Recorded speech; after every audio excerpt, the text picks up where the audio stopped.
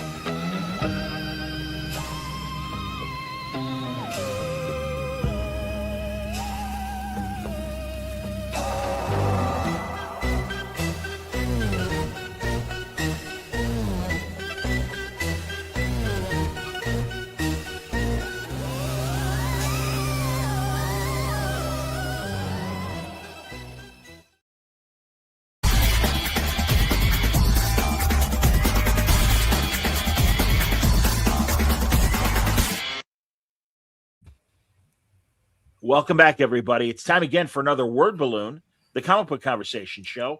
John Suntress here. Now, this would have been an Oh Yeah podcast. This would have been a Not Trek Watch, but Artie and Franco can't join us tonight.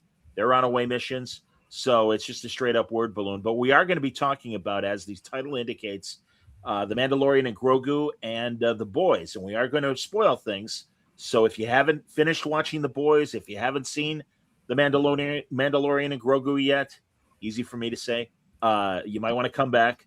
But I'm really glad that Wayne is joining us, Mitch is joining us, Scoot and Grogu joining us as well. Welcome, gentlemen. Double Grogu. Oh, maybe triple. Wayne's reaching. And yet another Grogu. Boy, oh boy. Outstanding. All right, so here I'm going to put up the banner just in case somebody joins us late and is like, "Hey, what are you doing?" So there we go. We'll do that. So there's our disclaimer that we're talking about spoilers and everything. Gee, I don't mean to disappoint all the haters out there. I liked The Mandalorian and Grogu. I didn't think it was epic, but I thought it was. I'd give it a B plus. I'd give it 3 out of 4. Did it do anything new? Well, a couple little things here and there, but basically it's your run-of-the-mill Star Wars. But it was entertaining. It was fun, and that's all I want. There's some guys out there that are uber, YouTubers. Now there's the haters, and I understand, but there are guys that are usually a little more fair and balanced and stuff, and they're just ripping. And I even saw one guy that Mitch and I know. We'll talk about it off the air, Mitch. That was on his local television news thing, crapping on the movie, and it's like, again, because it's not the epic feeling you get from the first 3. None of them will be. None of them ever will be. You only have, much like your first sexual encounter, that only happens the first time. You know what I mean? And it's like to expect ecstasy in Star Wars at every turn. Thank you, Wayne. I appreciate it. But to expect that every time, it's like, well, of course you're going to be disappointed. Well, John, you are making that observation about people who have never had sex. So there you go, John. They don't know what it's like. Well, honestly, Mitch, for people who have never seen The Mandalorian or this is their first Star Wars, I think they'll be thrilled. Oh, that's what I said, too. I agree with you 100% because I already heard from people I know that were crapping on it before it even came out. Oh, it's going to be a bust. Oh, it's not going to make $10 million. Oh, it's going to be. I go, oh, why don't you just wait until it comes out? And then I went on Thursday night with Ordway. I was very happy to see 90% of the theater filled. A lot of little kids. We went at 7 o'clock at open night. There was a guy dressed in a full Mandalorian armor in front of us the whole movie, never took the mask off. I don't know what he saw or heard in that thing, but the fact that he was there, and then just before the movie started, somebody yelled out, "Hey, Mando, stand up!" And the guy stood up, and everybody in the audience clapped for him for dressing up like that. And everybody had fun. The kids were clapping. It was all over. When the lights came up, that Mandalorian guy stood in the front of the theater, there was a line of kids like 20 deep waiting to get pictures with them because they were like shaking because they were excited. They were like 8 to 10-year-old kids. I said, you know what, guys?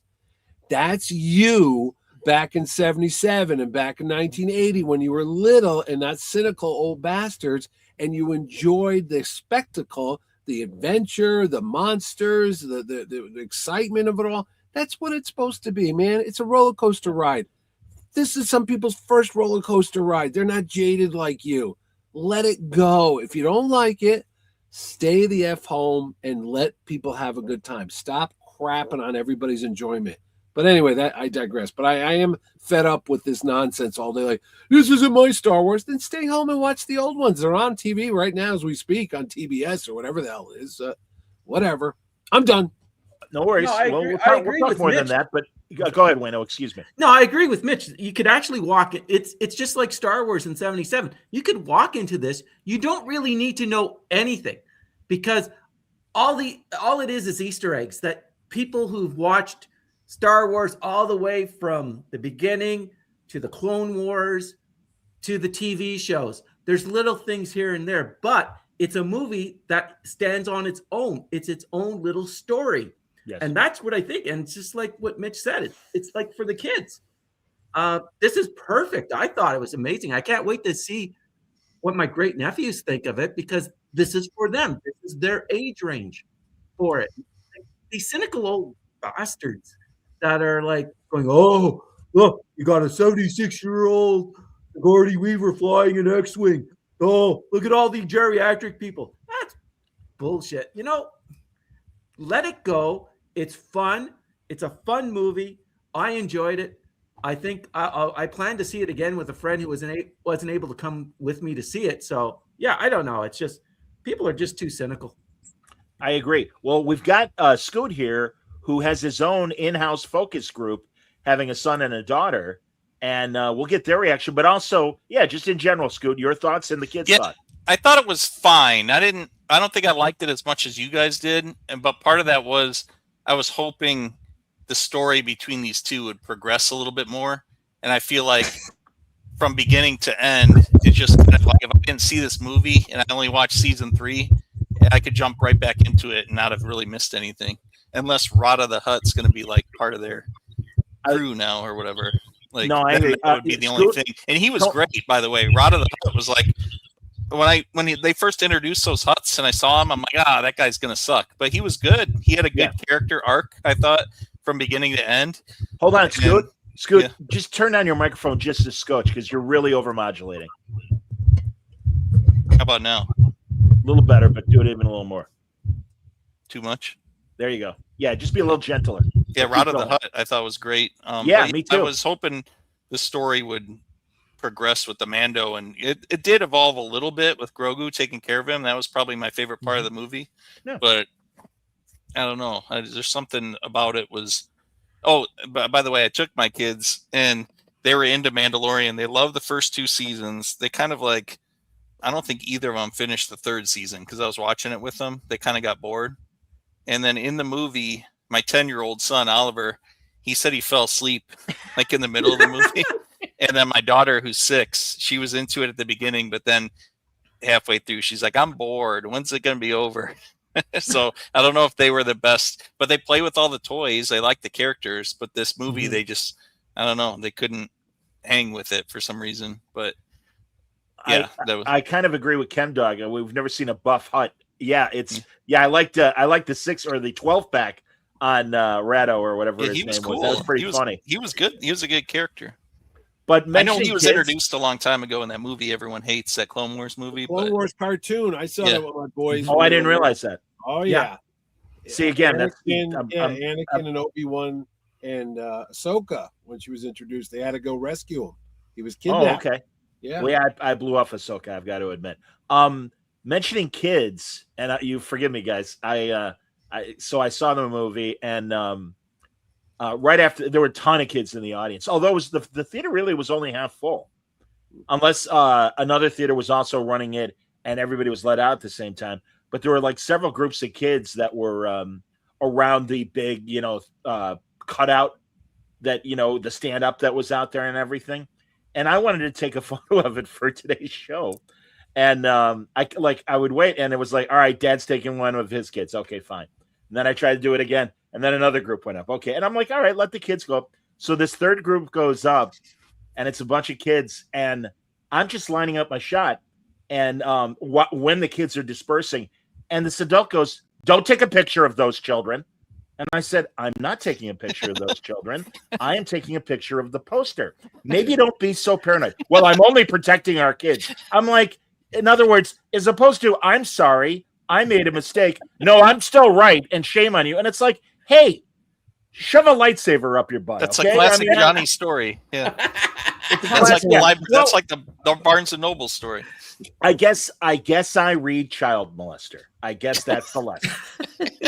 What are you going to do? Yeah, we had the 501st at my theater. So you had people dressed up as stormtroopers, Imperial Guards, TIE fighter pilots. It was pretty cool. But I saw the Mando popcorn helmet.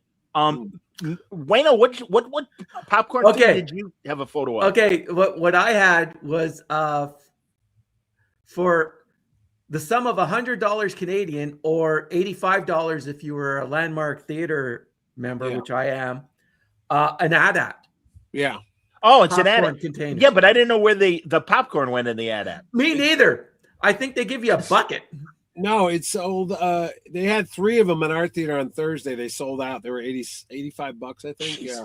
Yeah, it was crazy. I got the small Grogu that you open his ass and you can eat popcorn. I saw that one. Hey, I'm eating corn out of Grogu's ass. So Yeah. My wife says, "Can we make a planter out of it?" I go, "Do whatever you want with it. What the hell am I going to use it for?" B Thing says a comment. "I really loved the Mandalorian Grogu because it wasn't huge, or because it wasn't a huge Fate of the Universe type story. It reminded me of the Tartakovsky two-dimensional Clone Wars." Yeah, I'm with you. No, it's fine. Again, and also it was great to see Mitch. What's his name? The Korean guy that was in there as one of the Kin's Corner something. Yeah, he's a Canadian guy. I can't think of his name. Keon something. He's not Keone Young. That's somebody else. I know. Oh, it wasn't him. I thought it was him. Oh, it was the guy from Kim's Convenience. That's it. The Netflix show. Sure. Oh, yes. I thought it was. I'm really glad you guys corrected me because I really want to get that gentleman on Buck Bokai, as we know from from Deep Space Nine. Yeah, right. He's a voice actor on and I did Star Wars clones. Yeah. Yes, I did know he had been another. The guy you're talking about is on the live action one. So yeah. No, so that was cool. Now that wasn't the same bounty hunter that's been after the Mandalorian all this time, or is it the same? You're thinking of Cad Bane. He's dead. He's not. Okay. You know, at first I thought it was Cad Bane too. Yeah. Well, he's got the hat. He's got the hat, but he didn't have the red eyes. But it also had the look, like the silhouette aspect of it. There was a weird. Somebody just mentioned it. B things. There was a weird Star Trek 5 Final Frontier callback, and I couldn't understand why when they said, "Oh, they're on the moon of Shakari." I go, "Shakari." I bet that's Favreau or Filoni. Just planting the Easter egg and everything, which is great. Star Trek fans out there, I'm like, wait, what? How is that possible? There was no post-credit scene, was there? No, there wasn't. Okay, good. Because as soon as it's like directed by, I'm like, all right, I'm out of here. No, I know. Yeah. Okay. Lord Ray's like, do we have to wait? I go, no. It's not. The actor's name from Canada, Paul Sung-Hyun Lee. There you go. He's excellent. He's a great actor. I'm a big fan. And, he's amazing in Kim's Convenience. He really is funny. And Dave Filoni was in it. Put himself in it. Dave Filoni put himself in it. He had the cowboy hat on in the bar, and he was one of the extras at the end. Yeah, he was one of the pilots. He was one of the pilots. And there's some nerdy stuff like Doug Chang, who's the visual artist who designed all the stuff for the prequels. He's sitting at the bar, but no one's going to know but like nerds. That's all right.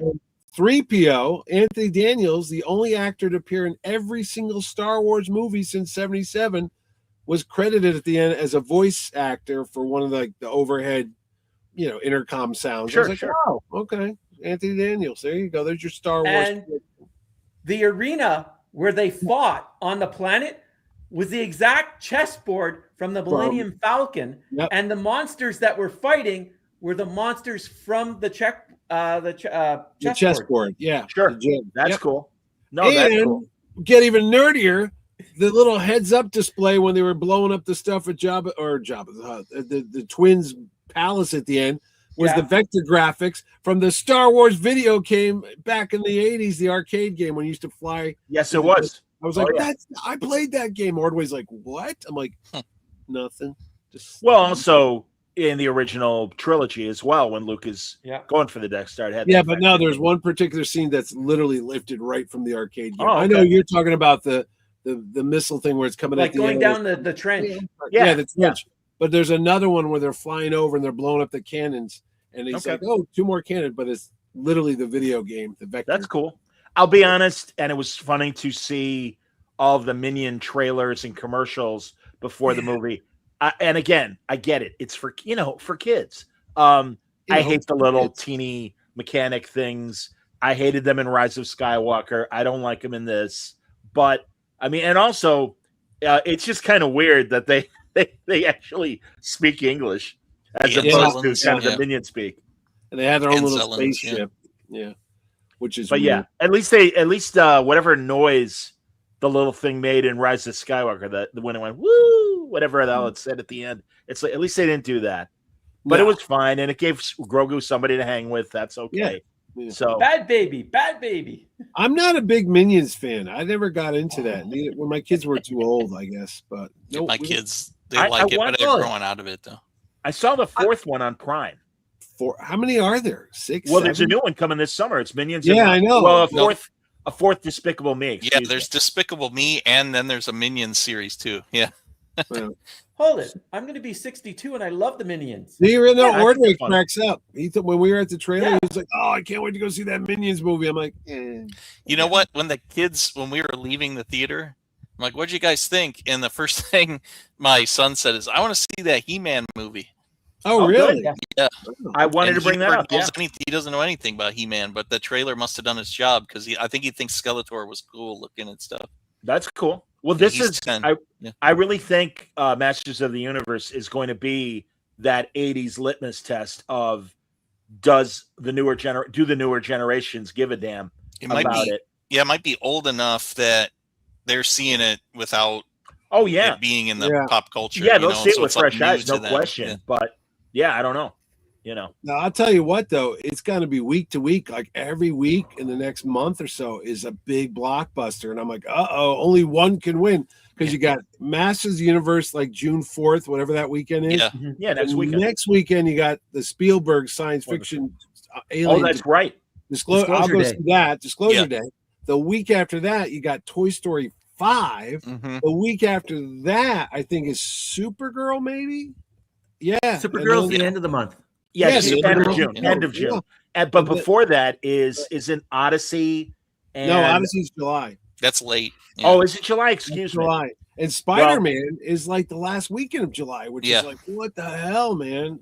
But I don't know. I know. And then there's this Moana thing, which was like a live action. Yeah, I saw the I trailer. don't for care, that. but I saw that's coming out in July. No, July 10th, my birthday. So that's in there. So every week you've got only so many screens to show these things on. Because like you said, Johnny, we walked in, I looked down the hallway, I took a picture of it, all the theaters. It had 16 theaters, Star Wars, Star Wars, Star Wars, Star Wars. That's why there's maybe not a lot of kids. They staggered it. Like every 15 minutes there was another Star Wars showing somewhere. But that Moana movie, when that trailer, so my daughter's like 6, she's the perfect age, she likes Moana the cartoon. Yeah. But when that trailer came out, the theater kind of groaned, and I was like, "Oh, do you want to see that?" And she's like, "It looks weird." So I think she's over the live action remakes. Adaptations. Yeah, they keep making them, and they're never as good. No, they're not. Although it was funny that The Rock's in it. He looks funny with that hair. I thought it was Jason Momoa, but it's not. It's The Rock. I wasn't. Yeah, he did kind of look more Momoa-esque. But That's the other movie, Street Fighter. They showed that trailer. That's coming out. Oh yeah, but that's in October or November. Oh, okay. Actually. Yeah. Yeah, they showed that trailer. Everyone was like, all the kids were like, "Oh yeah, let's go see." Well, the that. other one just opened up and bombed, didn't it? Mortal Kombat. Mortal Kombat 2. Mortal Kombat 2. Yeah, it's in the theaters. I think Street Fighter is more cartoony though. Like Mortal Kombat's more violent. Yeah. Street Fighter's got Cody Rhodes and Roman Reigns in it. gonna gently disagree with Mario, who says Moana looks like a rock vanity project. No, it looks like another Disney adaptation, and much like a lot of the Disney adaptations, better put The Rock in it. So he's the original voice of that character in the animated movie. Yeah, he so was. they just had him be the live action version. Yeah. Now for Disney making money, Toy Story 5, that's all it is. It's just everyone all the kids were excited for that. Yeah. Really? Well, that's the thing, guys. As you know, whether you have children or not, it really is now, as far as the movies, it's the kids stuff and the tentpole movies, and that's it. Nothing else will crack through, and even Disclosure Day, maybe. No, I think Disclosure Day is going to be a tentpole movie, frankly. Hail Mary made a lot of money, didn't it? I think that also is a tentpole movie, frankly. Hail Mary? Yes, much in the same way that The Martian was. It's spectacle. It may not be recognizable IP, but it's a Spielberg spectacle, and Spielberg's got the pedigree with all of his sci-fi and everything. So Rad Puppy says, I can't wait for Masters of the Universe. I'm sorry, I didn't mean to stop. I was gonna say they got a lot riding on the Odyssey. Yeah. I know it's Chris Nolan. I know there's big stars in it like Tom Holland and Matt Damon and John Bernthal. But I'm like, did people not read this in high school anymore? Because I'm like, it's okay, but shame on you. Shame on you. I don't crap on Italians. Don't do anything. On my stuff. I don't see people lining up to go see, I immediately thought of my elderly aunt who was, when Troy came out, like, I want to see Troy. When 300 came out, wanted to see 300, and I took her to that. And I'm sure she would have loved this. I'm excited for it because I agree. If you read the original poem, it's dry, but it is a good story. And really, it's in the same vein as Clash of the Titans when you think about it. Really that didn't do that well when they re-released it a couple. Well, I'm not talking about that. I'm talking about the original, the Harryhausen one. That did really well. And I think there's a potential audience for it, and also Chris Nolan's kind of got the hot hand, in so many hits. It's like, all right, Chris, if that's what if this is what you want to make, okay. Yeah, but the trailers haven't done anything to make me want to see it. Like, hold on, one at a time. Wayno, go ahead, and then Scooty. Yeah, the trailers haven't done anything to make me want to watch it. Yeah, like the trailers are blah. Okay. Sorry, go ahead, too. Like it looked, it reminded me of like old fashioned, star-studded epic. And I'm just put it on HBO Max or something. Yeah. Put it on TV. Don't waste my time in the theater. Well, they're all going to get there eventually, as you know, and it'll be interesting to see how long it will take some of these movies to get to streaming. But the movies get there quick. Like when we saw Mario Galaxy, that theater was jam packed on opening night with all these kids, and like 2 weeks later, it was at the cheap.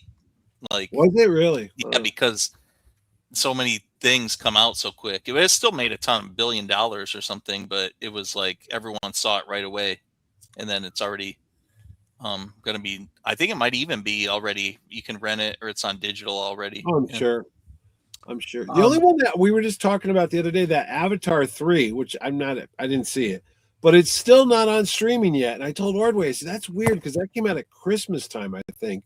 And I think they're finally wising up.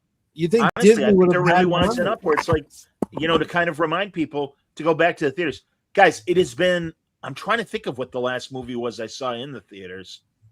I definitely saw Spinal Tap in the theaters. And I saw that movie that Ethan Hawke made that he was nominated for Best Actor. I saw that in the theater. But man, like, and you guys are used to it, having kids. And also I know Wayne and Mitch go to movies all the time. Really, a half hour of trailers and commercials, a half hour. It's about 25 minutes now. Yeah. Well, mine was really right up to about a half hour. And also, I'm sorry, I'm tired of Nicole Kidman telling me how great it is to go to the movies. Yeah. And really, I'm like, just go. And I love Nicole Kidman, but it's just like, shut up and get off the screen. We don't have her at our theater. Yeah. No? Only AMC. Cinemark is ours. Yeah, okay, Cinemark. Yeah, I saw it in AMC. Yeah. Here, a couple comments from everybody. B Thing says, I'd be excited for the Odyssey if it wasn't directed by Christopher Nolan, but my opinion about the movies are really weird. And Chemdog says Transformers, the movie 40th anniversary re-release is happening in September. the cartoon. Okay. Yeah, I guess. That's the one where Yeah. Orson Welles is. Oh, yeah. Yeah, and it's Leonard Nimoy is the voice in one of those. Yeah, it's where Optimus, a spoiler, dies 40 years. and passes on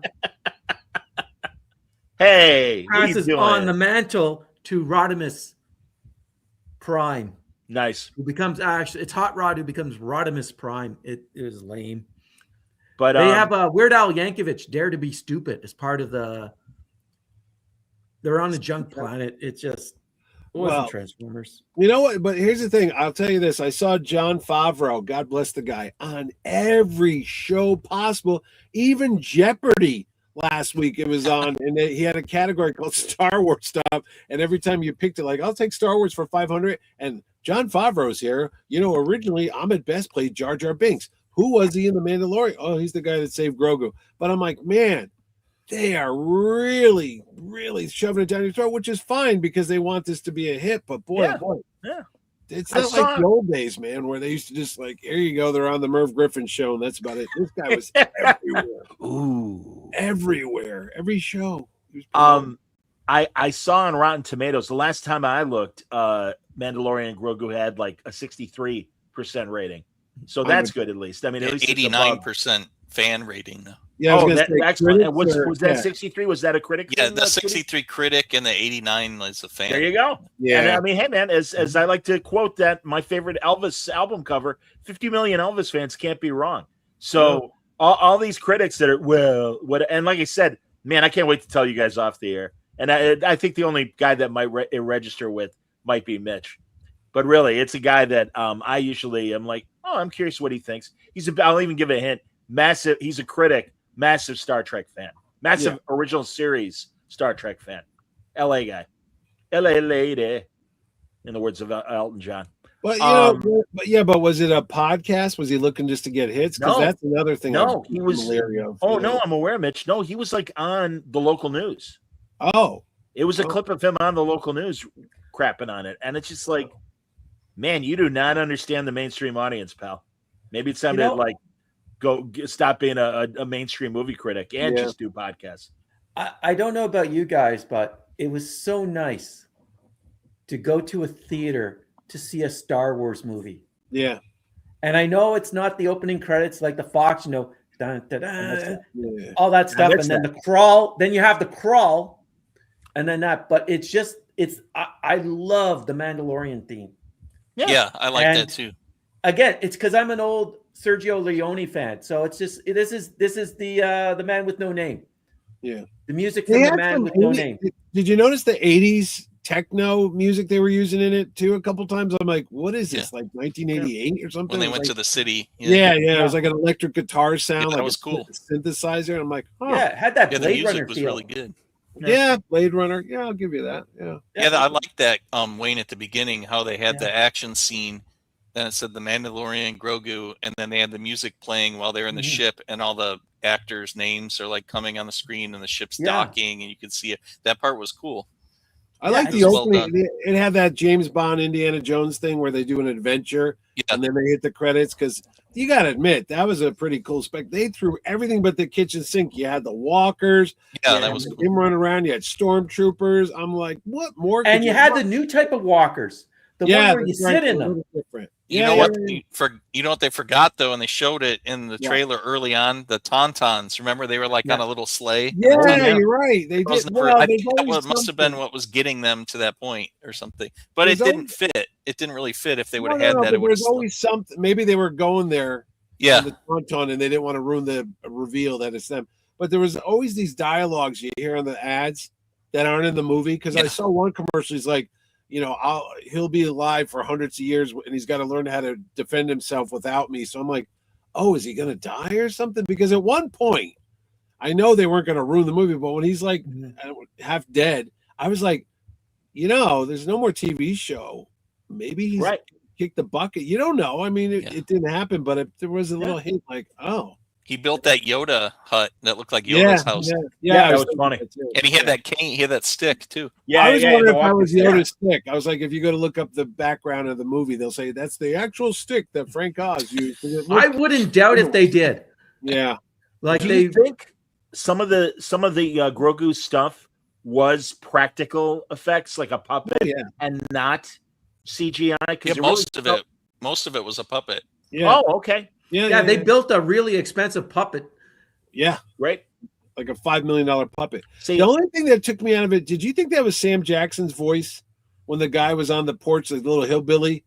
When no. he was stealing his fish? The rocking chair guy with the fish? No, I didn't think so. Who's that guy?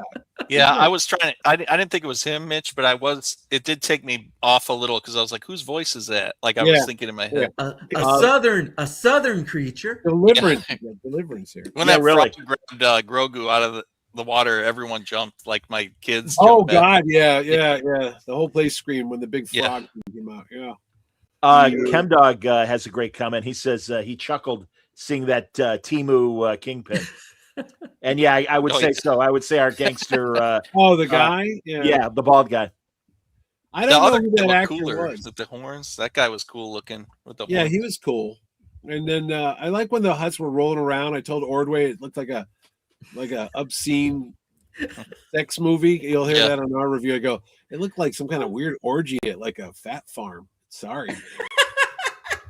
But when they were rolling around on top of each other, I was like, ooh. Yeah. Creepy. They're all laying in those rooms together too at the beginning when he first walked in. Oh yeah.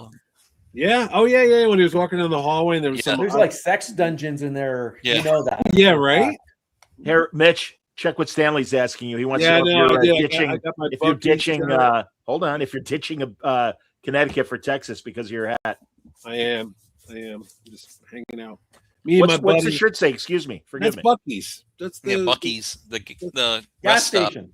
It's one of the truck stop kind of things. Yeah. Oh yeah, but this isn't just a truck stop. This is not just any. I know about this in Canada. Is there the cleanest bathrooms on the face of the earth? Yeah, we have. It's not called Buc-ee's, but we have a similar one on the way to Central Illinois in Pontiac, Illinois, where the prison is. And it's. I mean, you could buy jeans, a salty pretzel, and nail file, a couple hookers. Yeah, literally, exactly, for real. I'm sure there are hookers that are employed there as well. Clean hookers, though. Yes, they have the cleanest bathrooms and the cleanest hookers. Absolutely, very true.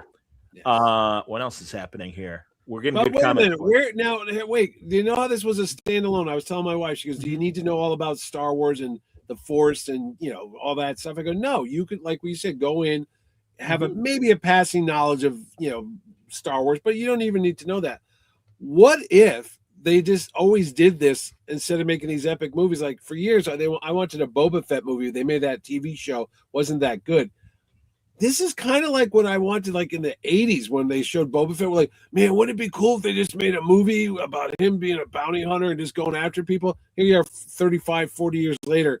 That's all you got. I was like, at one moment, I'm like, this is basically a Boba Fett movie. I know it's the Mandalorian, but that's everything. No, you're right. No, kids, man. The first time we saw the Mandalorian trailers for the TV show, I initially thought it was going to be the Boba Fett show. Yeah.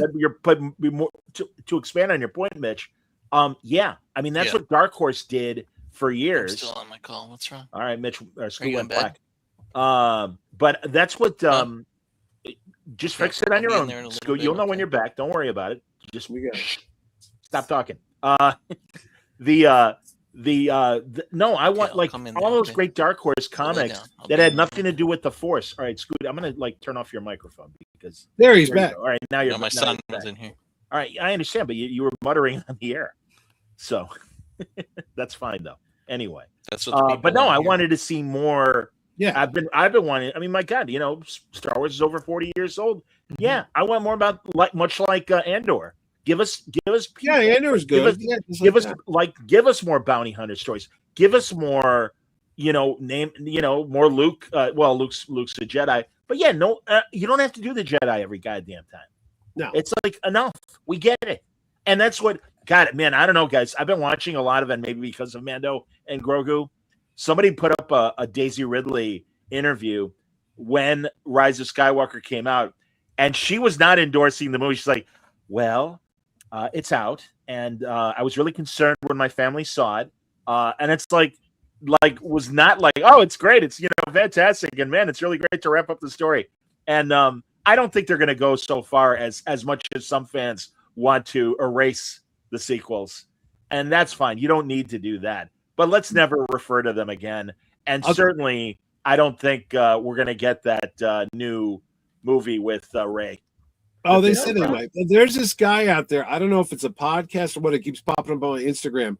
He took the unused script that they had written. It was called Duel of the Fates, which was going to be episode 9 before they did Rise of Skywalker.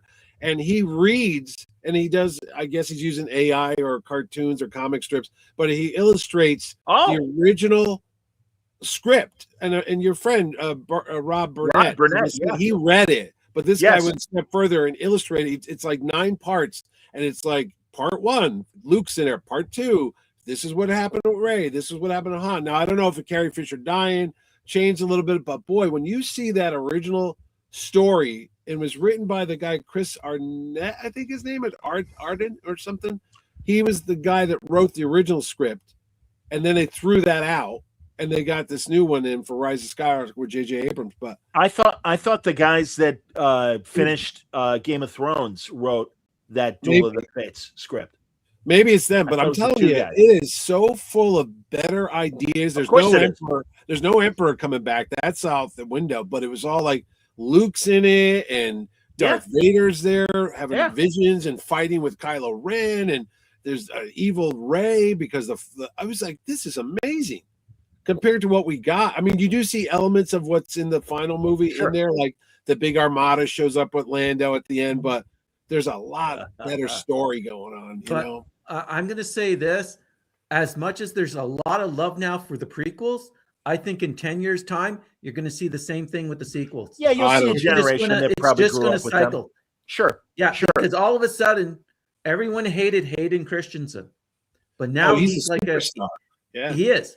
So I honestly believe that in about 10 years' time, people will go back to look at the sequels and say, oh my God, these weren't that bad. Well, was on today? Solo was on today. Do you guys like that one? Because I do. And in fact, if I may real fast, Mitch, I want to point out, because someone said it, they compared this. B Things says a lot of the crime and Hut stuff felt like what Star ought to have been. I like Solo.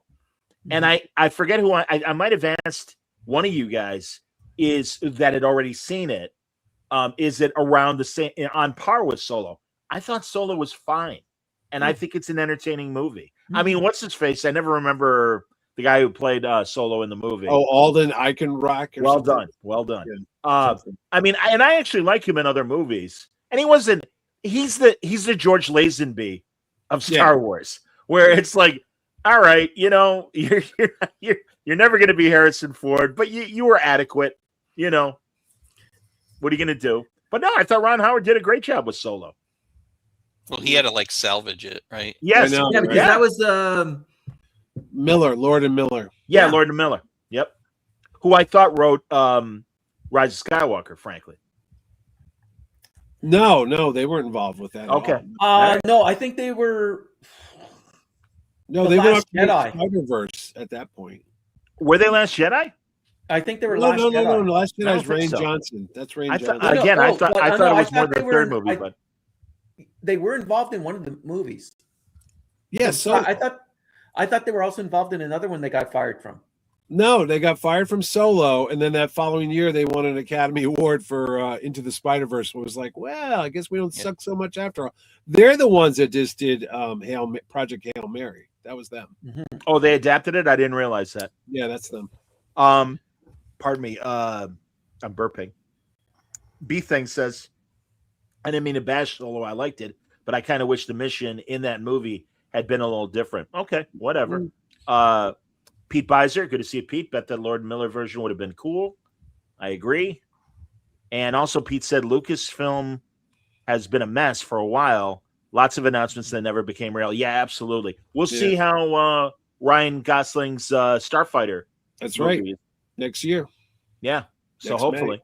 What you guys think of Zeb in the movie from Rebels? The purple guy, Johnny. I liked him. I liked him. Yeah, it was good effect. Yeah. Good effect. Yeah, no, I think it's a nice little callback. It's like having what's her name from Rebels that's in Ahsoka? Mm-hmm. Yeah. Oh, the purple hair. My only thing with that would be not just Sabine. They also had Hera. The other Hera. Hera. Yeah. But in those, they kind of like referenced like what they were and the ghost. Zeb, you could have swapped Zeb with Chewbacca and it would have made a difference. Like he was just kind of like and Chewie could have been in it because Han's off making babies with Leia at this point.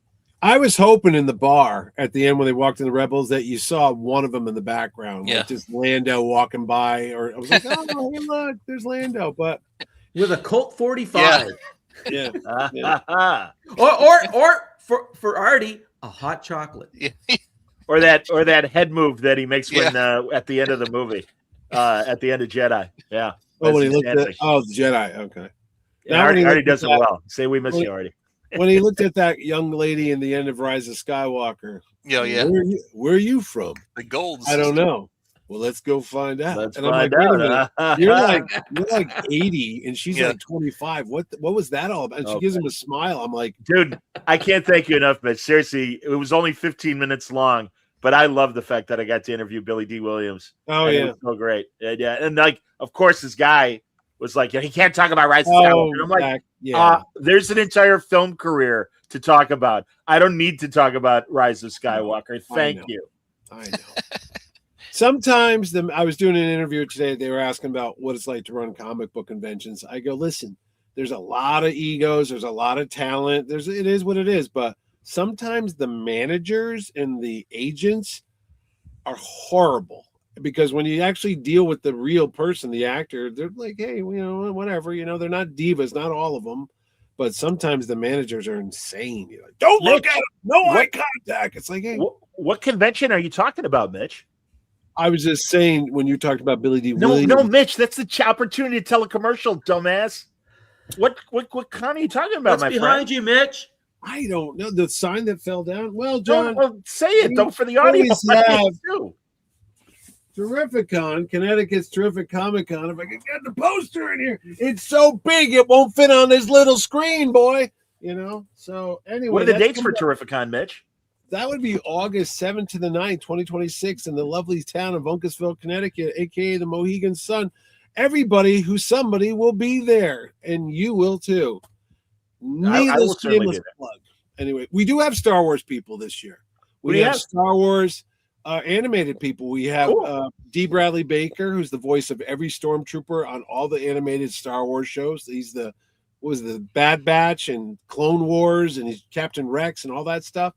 And then there's the guy who is Ezra Bridger. Is that his name from Rebels? Yep. The voice actor for that. He's there at the show. And then the bald, evil Sith Lord, Saj Ventress.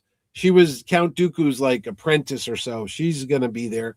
Nika Futterman or something like that. And then there's lots of people. More stars than there are in the heavens. More stars than there are in a Star Wars Jump to Light Speed. All at the Mohegan Sun this August 7th to the 9th. Back to you, Johnny. Thank you, Mitch. I appreciate it. I agree with Rad Puppy. My favorite, one of my absolute favorite Billy D. Williams movies was Sly Stallone, Nighthawks, early 80s. Yeah. That's a great cop action. Rutger Hauer's the bad guy. Yeah, the bad guy. Yeah. Mad Bomber. Yes. He was. Yeah, terrorist. Yes. And Lindsay Wagner's in that, I think. I don't know who Tom Kane is, B thinks. Tom Kane was the voice of Yoda on the Clone Wars cartoon and a lot of other cartoons. He just passed away at age 64 last week. That's a shame. Wow. Yeah. And if you ever go to Disney World or Disneyland, he's the voice on all the monorails, like stand clear of the doors. Okay. Welcome to Disney World. That's Tom Kane. Okay. I'm sorry to hear that. Yeah, poor guy. He had a bad stroke a couple years ago and he couldn't do any more voiceover work. And he had just come back like a month ago. He was at a convention and I said, "Oh, Tom Kane's back. Nice to see you." And then he died. I was like, "Oh, that sucks." Yeah. Yeah. So, all right. Well, that's a shame. That's a huge shame. Any other thoughts on a Mandalorian, or should we switch to the boys? Well, here's one for you. When it was all over, I said, Ordway. Sure. What's that? If they don't make another one of these, and this is it, I'm all right with that. Not everything needs a sequel. I completely agree. Like, completely just agree. One and, but I'm okay with more if there's a good idea. if there's a good idea, not because it made 300 million, quick, Right. make another one. It's like that's the Disney mentality, though. It's like, I know. that's why you have live actions of all the damn cartoons now, because That's it's why like we're getting Toy Story 5. no idea. It's Stanley like, wants wait a minute, to I know. thought they went into the furnace. What the hell's going on? So I'm sorry. Back to the comments. Toy Story. No, they got out of that, Johnny. Yeah, I was gonna say I couldn't remember number 4. I was like, wait, what happened in 4? So yes, actor James Franco will be a terrific. No, Franco. What about Will Franco? What about Bob Franco? No, what about our friend Franco? He will be at Terrificon this August 7th to the 9th. He will. I didn't know this. ChemDog says, I guess Tom Kane was also the voice of the professor who created the Powerpuff Girls. Yeah. He was on a lot of stuff, man. He was. Cool. No, I'm looking forward to seeing several of my favorite voiceover actors at Terrificon. Among them, Rob Paulson and Maurice LaMarche. That's right. And will be there. And one of my favorite guys from both live action and animation, the great Barry Gordon. Yes, that's right. And speaking of Batman, though we weren't, Dietrich Bader, who was the voice of Batman on the great Batman, the Brave and the Bold cartoon series. And he was also in Napoleon Dynamite, the Drew Carey Show, Balls of Fury, Surf's Up. He also played the voice of Ace the Bat Hound, along with playing Batman. He did both. Yeah, he did both. On Crypto, he was Ace. Yeah, and, he's got a good voice.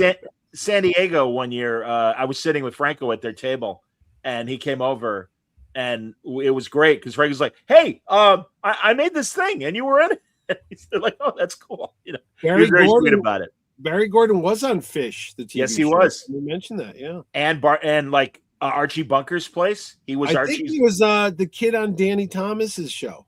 No, he was a kid actor. No, he was on the Jack Benny show. No, that was Harry Shearer. But he was a child actor, and he made a very important drama with Jason Robards called 1,000 Clowns, where he's Jason Robards' nephew, and Robards is a recovering alcoholic and wants to, adopt his nephew, and he's great in it. And in fact, when I first met him a couple of years ago at a Chicago convention, I'm like, "Hey man, way to go." I'm like, "You went through the whole child star thing, and look at you." I'm like, "You're still acting and you never had a scandal and everything." And he's like, "I had good parents." I'm like, "There you go." So I'm hoping to get him on Word Balloon before. I will get you those information. So that'd be lovely. Thank you. Yes. So there's a lot of other people. Leah Thompson from Back to the Future will be at the show. Who will? Leah Thompson. Speaking of Leia, course. Yeah, she was there, and of course Howard the Duck fame. She was Beverly in that movie, and her own sitcom in the '90s, Caroline in the City. Yeah. No, I'm a big fan, and she directed several new Trek episodes. She did. Yeah, she's a director as well. Absolutely. So Leah Thompson. Boy, we got Ron Perlman of Hellboy. Oh my God, Hellboy. Yeah, Hellboy and the Beast. And Star Trek. Yes, Nemesis. Well, yeah, Nemesis. He was one of the. What were they called? The Remans. Yeah. Yeah, the opposite of, or the twin Beauty and the Beast. He was on that show, and he was on. Yes, sir. Was he one of the? Yeah, he was one of the Alien movies. Alien 3, I think, or 4. 4. Yes. Yeah, he was on 4. Weaver. Yeah. He had a really good show on Prime where he played a judge, and I can't remember the name of it. But yeah, he's also in Beauty and the Beast. Yeah, I said that. We said that. Yep. Oh, sorry. But there's a lot of people. Lots of people. Wayno, speaking very quickly about Canada, if I may, before we get to the boys, I'm very excited. I heard word that finally the SCTV documentary will be coming out this year. And for years, people thought Martin Scorsese was making it. And apparently he shot a panel discussion they had at Aspen Comedy Festival. And that is incorporated in the documentary. Okay. But I heard this great comedy writer who used to write for SNL, SCTV, and was the showrunner for the live sketch Mad TV that Fox used to run and everything. He had amazing stories. But also, and again, I don't know how it's going to be up in Canada, but it's either the shows are either coming back to Prime or Netflix, one of the two.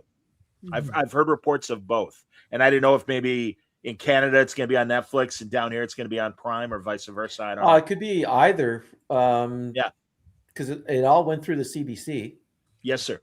Did you see the Martin Short documentary on Netflix? No. Very good. Very, very good.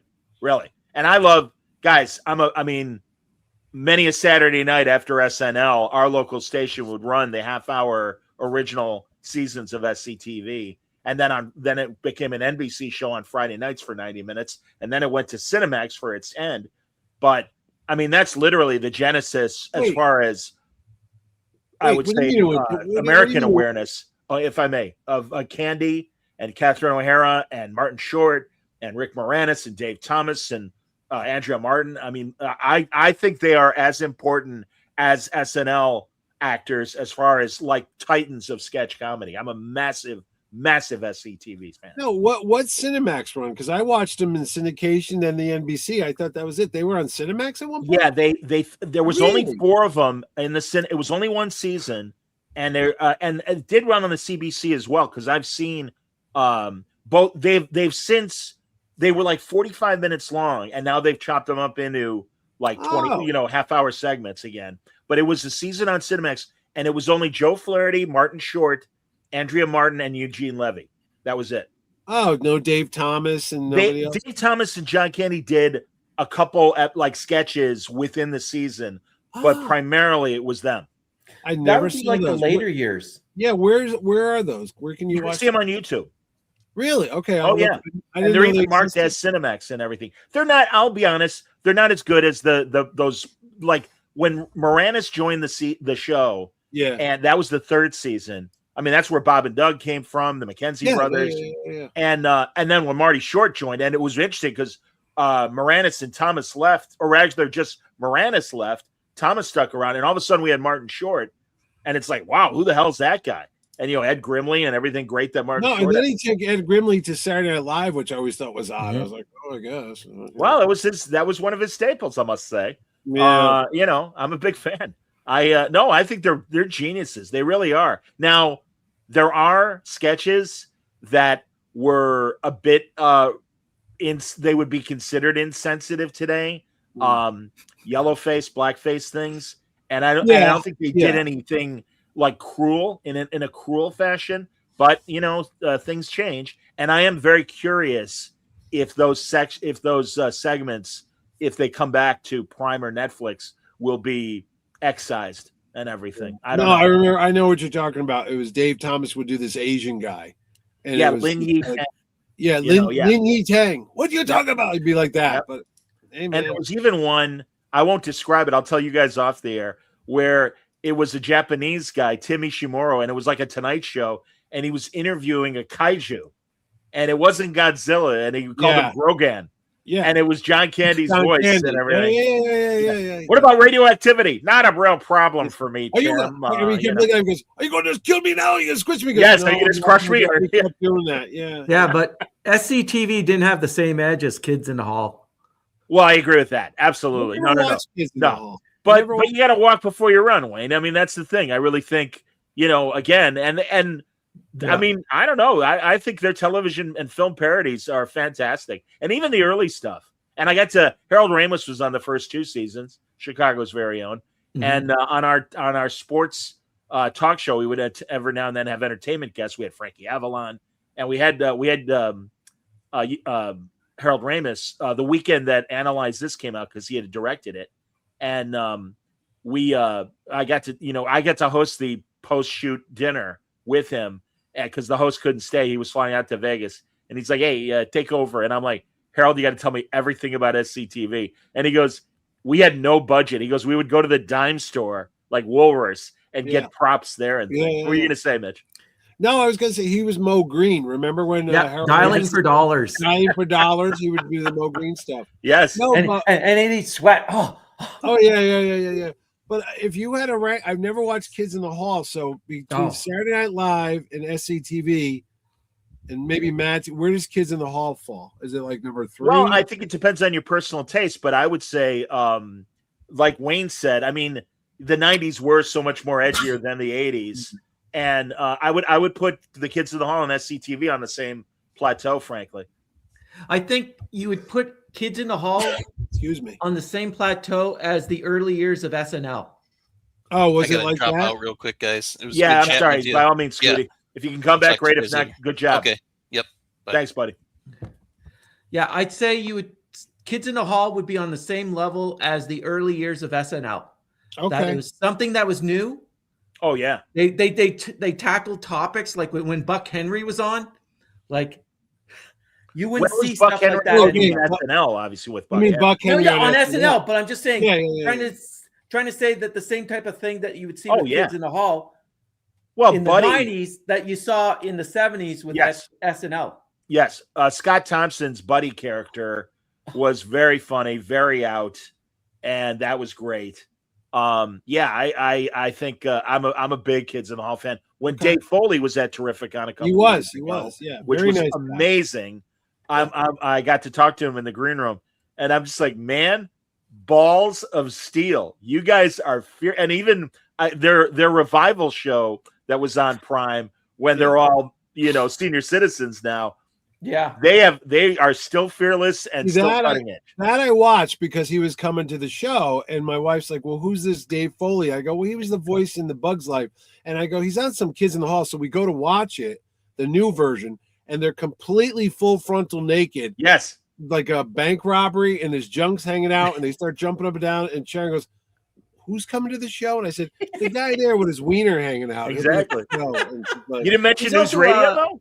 Yeah, well, that's right. He was News Radio. Yeah, that was huge. That was a big show. I didn't watch those shows. I mean, I know Phil Hartman was on it, but I never watched any of that stuff. So, Chemdog isn't Kids in the Hall also by Lorne Michaels? Yes, Lorne Michaels. There was an association, but I think he kind of, in the same way that Scorsese will put his name on certain films, foreign films, to almost just attract attention. And I think he did help them graduate from the CBC to Comedy Central. Yeah. So there is an association. It was his production company, wasn't it? Like Broadway, it was. Yeah, Broadway Video. You're right. Speaking of Martin Scorsese, he was in The Mandalorian. Yeah, I didn't see him. His voice was. He was that cook that the guy was getting the info from. Oh, okay. Yeah, when I saw him in the credits, I'm like, where the hell was he? No, he was the monkey thing. Mm-hmm. Fair enough. And to answer Stanley's question, it's because we have winter 11 months of the year, so we have to be funny.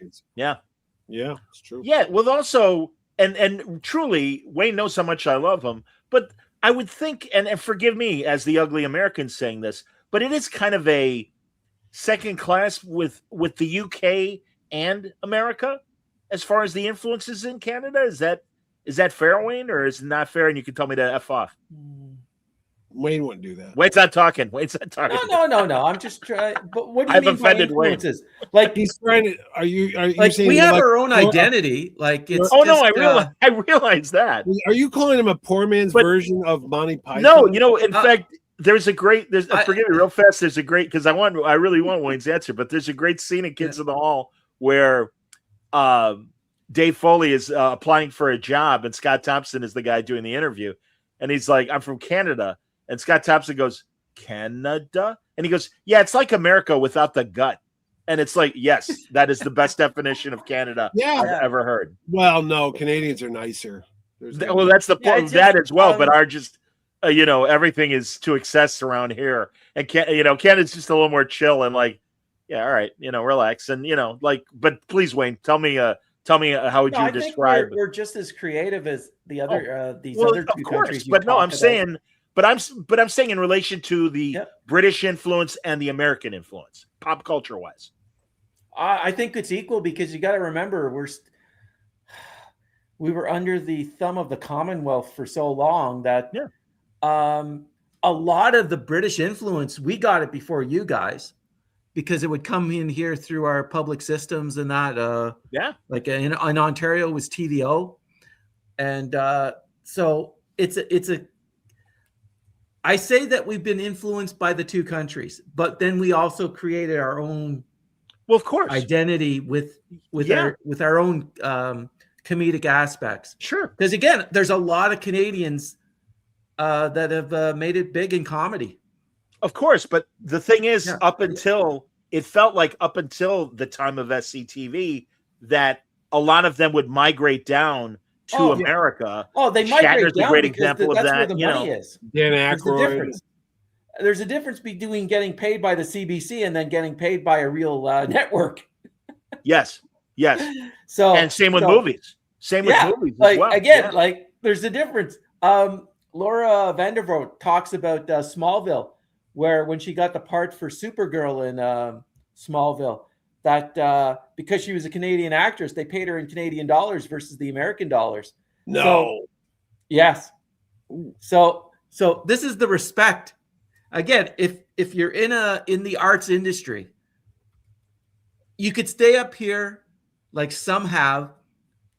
You're gonna have you'll make a living, but if you really want to make a big living, you have to go down south. Yeah. That's just it. It's unfortunate, but it's true.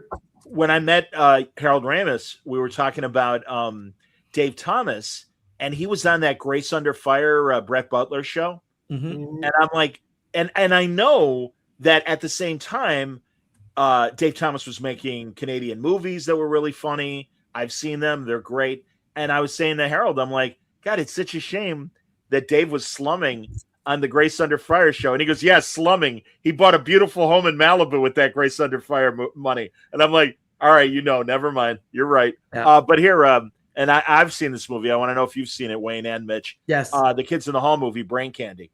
Yes. Oh, wait, there it is. Sorry, there it is. Yeah, I have. You have? Yeah. I love it. It's typical Kids in the Hall. It's just it's crazy. And they also had, before they did the was it Amazon or Netflix, whatever, they also had on the CBC sort of like a mini series with Death. That was hilarious. Oh, I never saw that. Death was part of. Again, this is stuff that probably just aired in Canada. And it was cool seeing the kids at first. That was their first reunion after the show ended, was that they actually had like this TV miniseries with Death in it. It was just hilarious. That's cool. I think I've talked to you about Ken Finkelman, who did The Newsroom and More Cheers. And also he directed Airplane 2 and that Judge Reinhold movie, Mitch, Head Office with Jane Seymour and a lot of comedians are in it. It's this very funny, crazy movie about corporations from the mid 80s. Really, really great movie. Judge Reinhold is like the lead, but no, Ken Finkelman, I think, is one of the funniest men on the planet. So, I didn't mean to say, Wayne, that there is no Canadian culture. I'm well aware of that. No. I think we've been influenced by everybody, and then we just sort of. It's like anything else. It's like America is the melting pot. We just put it all together, pop it in a blender, and then just incorporate some winter jokes. Because what was it? Gwen Gooley, when I saw her at C2E2, and I said, she asked me where I was from. I said, Ottawa, Ontario, like from Canada. And she says, well, the weather. I said, the weather's similar to what Chicago is. It's the two seasons, winter and construction. And she laughed at that. And she said, oh, do you mind if I use that? Go right ahead. So no, that's if good. She says anything about winter and construction, she got it from me. From you. Nice. A doll. Sarah is a very nice lady. Sarah Palmer, I want to say. Sarah Palmer. Oh, I love her YouTube show. Yeah, they're fun. YouTube show. No, she's great. She really is. I want to get Nostalgia Ferratu, Bill Leff, because Bill and I kind of and listen, Bill was a much bigger deal in Chicago radio, but we both in the 90s were on Chicago radio. And it was great because Svenguli's producer asked us both, like, do you know Bill Leff? I'm like, I don't know him, but I'm certainly aware of him. And he goes, yeah, Bill said the same thing about you. I'm like, well, there you go. So we finally met when we did the panel and everything. I'm like, hey, long time, man. Good. Really nice guy. When I went up, got the autograph, he said, I'm really sorry. Look, I got these nails and all that. It's really hard to sign. I said, don't worry, dude. It's all good, man. He's a great guy. No, all three of them, the imp as well. No, they're fun. They're very cool. And, whenever Rich Coase decides to retire, Chicago Horror and really the MeTV will be in good hands with the three of them. And they get to do it once a month without Svengoolie. It's called House of Svengoolie. And they get to pick movies and stuff. They did Nightmare on Elm Street a couple months ago. So that was fun. But anyway, let's move on to The Boys. Yes, man, I loved it. I some people did not like the fifth season. I thought it was terrific. I really loved Everywhere It Went, and I think it felt more and more like a comic book. The choices they made with Homelander and everything.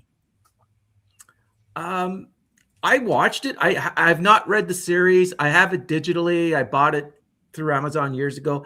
Always meant to read it, and I don't know. This season just and the ending was Like I don't know. It's just underwhelming. I was underwhelmed by it, but I think I was probably my expectations were too high for it. Well, I said that to Ordway. I said, did they run out of money? Because for something, usually you save your budget for the final episode. And it seemed like there wasn't a lot in the last episode, like special effects wise. There was not a lot of crowds. It seemed like very small for somebody who's about to declare himself God on international TV or whatever.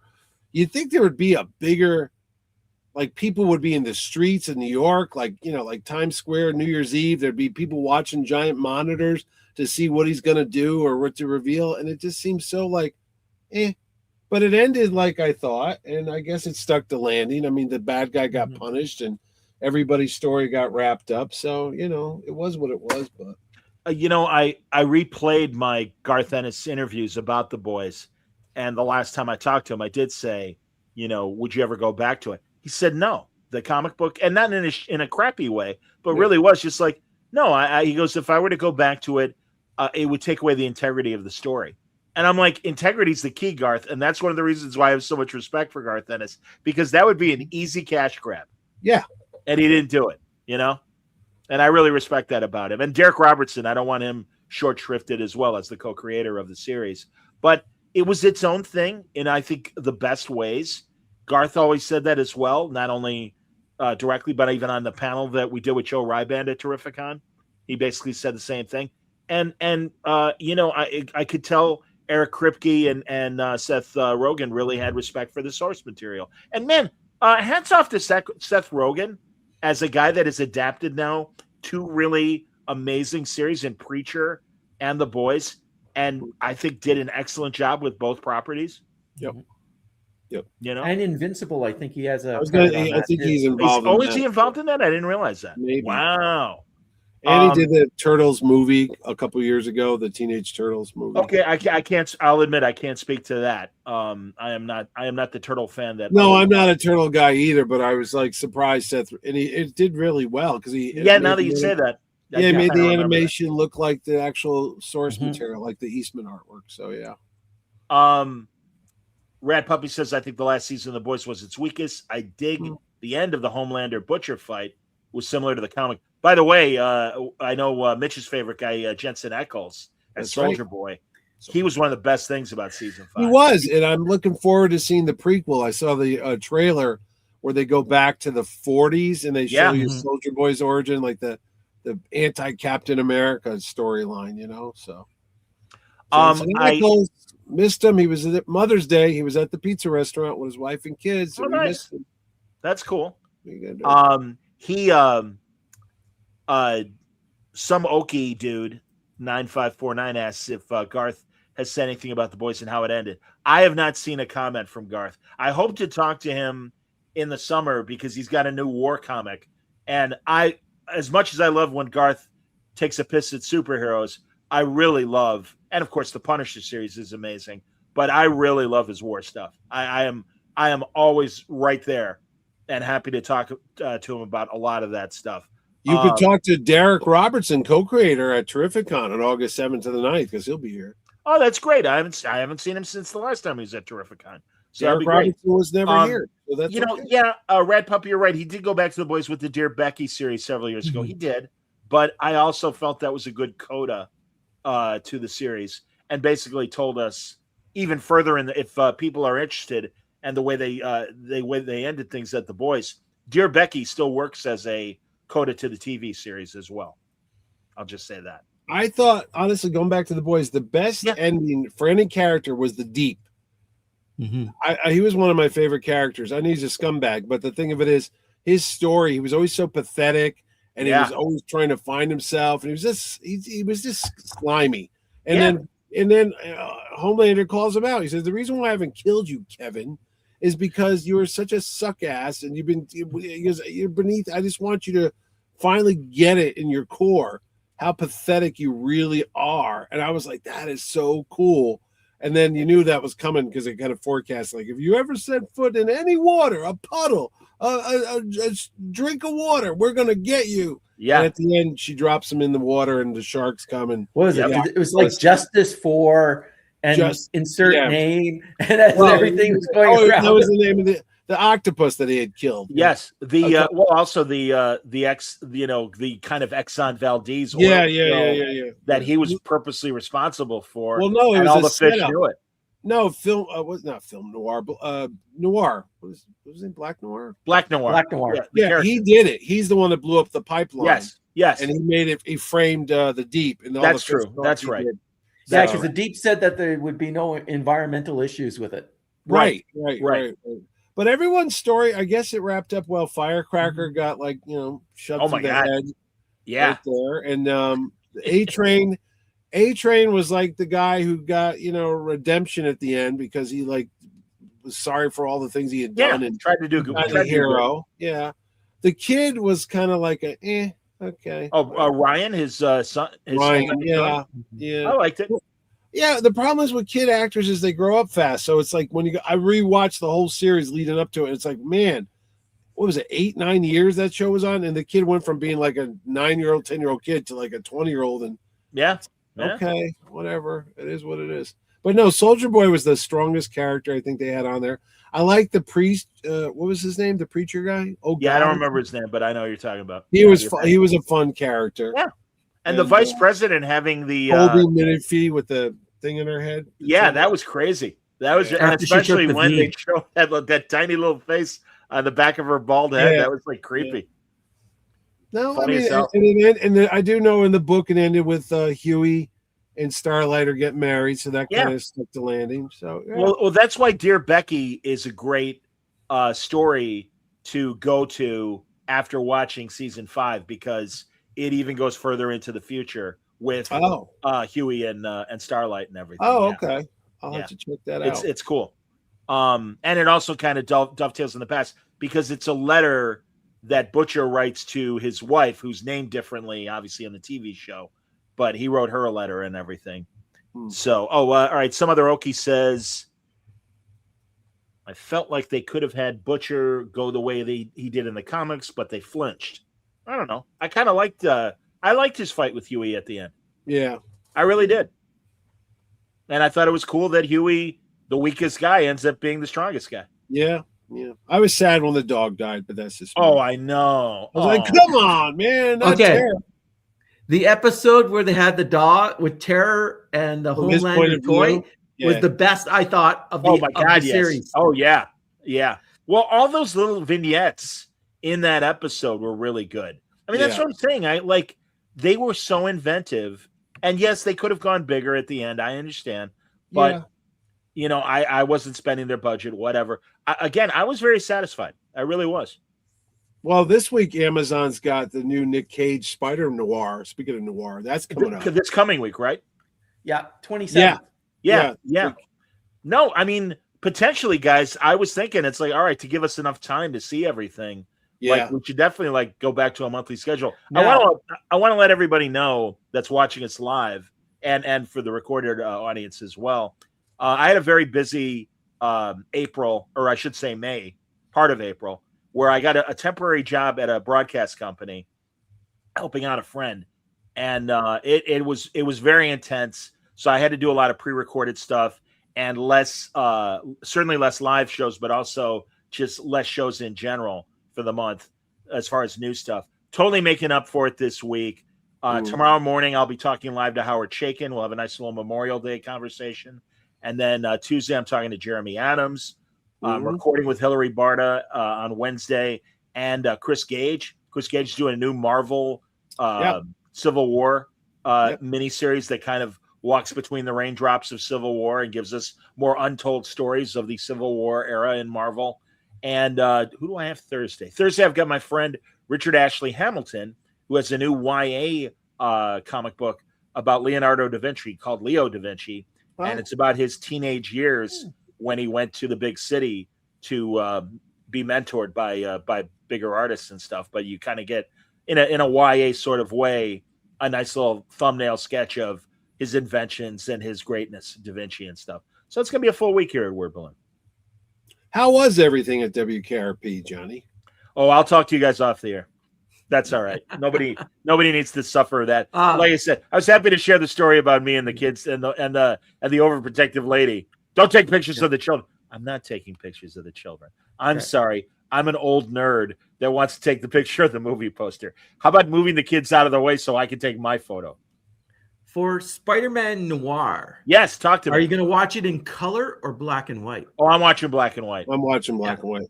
But I don't like the fact I think they're dropping all the episodes at once. I kind of hate that. I like. Oh, wow. I guess they don't have faith. They're doing it because you don't want it. Everyone ruins everything. That's the problem. If you don't watch it right away, and it's like you're eating your food, you're eating your Thanksgiving dinner in 10 minutes because you want to go watch something, but you start losing the nuances of the show and the acting because you're trying to get to the end. And then when you get to the end, you go, oh, yeah, maybe I'll go back and rewatch. You never go back and rewatch it because now you're on to the next thing. But there's something about when they just dump all the shows like that. Yeah, but Mitch, I'll tell you, there are certain streaming shows I have gone back and rewatched. Really? Yeah. Like Daredevil, I literally, I came home from a concert and I was exhausted, but I had to watch the last episode and I just was like so tired. And then about a week later, I went back and watched. I go, oh, it wasn't as bad as I thought. There's always something like a movie. I remember going to midnight shows, 11 o'clock shows after working all day. No matter how great that friggin' movie was, you always hated it because you wanted to go home and you kept looking at it like, when is this friggin' movie going to end? And it would just always leave that bad taste in your mouth. Like, slow down, enjoy it. It's 2 hours. Don't fast forward. Do it. Just watch it as it rolls out. But I know Mitch watched this. John, did you watch the inaudible new Punisher? Not yet. Not yet. Is it not good? Watch it with subtitles because I did. You have no idea what he is saying. I was talking to Mitch and I said, I thought I had a problem with my TV because I did not understand a single word that he was saying. Okay. I'm going, oh my God, my speakers finally blew. I had it cranked so loud. My wife was upstairs. She goes, what is going on down there? I go, I can't hear. I'm literally 10 feet away from the screen. I could not understand what he was saying. I had to give up and put the freaking sound, the subtitles on. And then I sent Wayne an article 3 or 4 days later. They said Disney responds to bad audio in Punisher movie. They had to go back and remaster it or whatever because I don't know what the hell was going on. I go, how does this get out? How do professional people let something go out in this day and age knowing it's that bad? It was that bad, man. They had to address No, sometimes sometimes the dialogue would drop on something, but this is all the way through it. Wow. Where everyone else you can kind of understand, but him is the captions.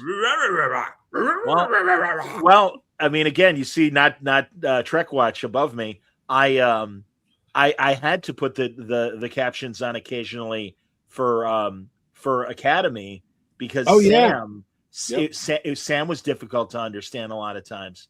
And I will do it. Also, to answer Samoki, who was asking about what Ennis's next war comic is. I forgive me, I don't remember, but if you listen to the latest Word Balloon audio that I put out, it's a repeat of our conversation from February where we did, and I just did this because it's Memorial Day weekend. So I'm like, the guy I've talked to most about war comics is Garth. So he did kind of tease, and he might have mentioned the title of what's coming out this summer. He also wrote a short story prose for an Ahoy collection of prose stories by comic writers, and his Out of the Blue Aftershock graphic novel. It's the same character from that, and it's a new story. So there's that. And also, by the way, if nobody's picked up his Battle anthology that he wrote a story in, but also curated as editor. That's a great return of Battle, one of the classic British comics of the 70s and 80s. and the new stuff is outstanding, just as good. And speaking of Battle, if I'm not mistaken, that was Action, wrong series, but Rebellion publishers have now released the first 12 issues of the original Action. That was it was one of the few weekly strips that got banned in the UK. It had Hookjaw the Shark. It is an amazing series. I picked it up when I saw it, going, yes. I have it as well. Yeah, it's excellent. It's excellent. I completely agree.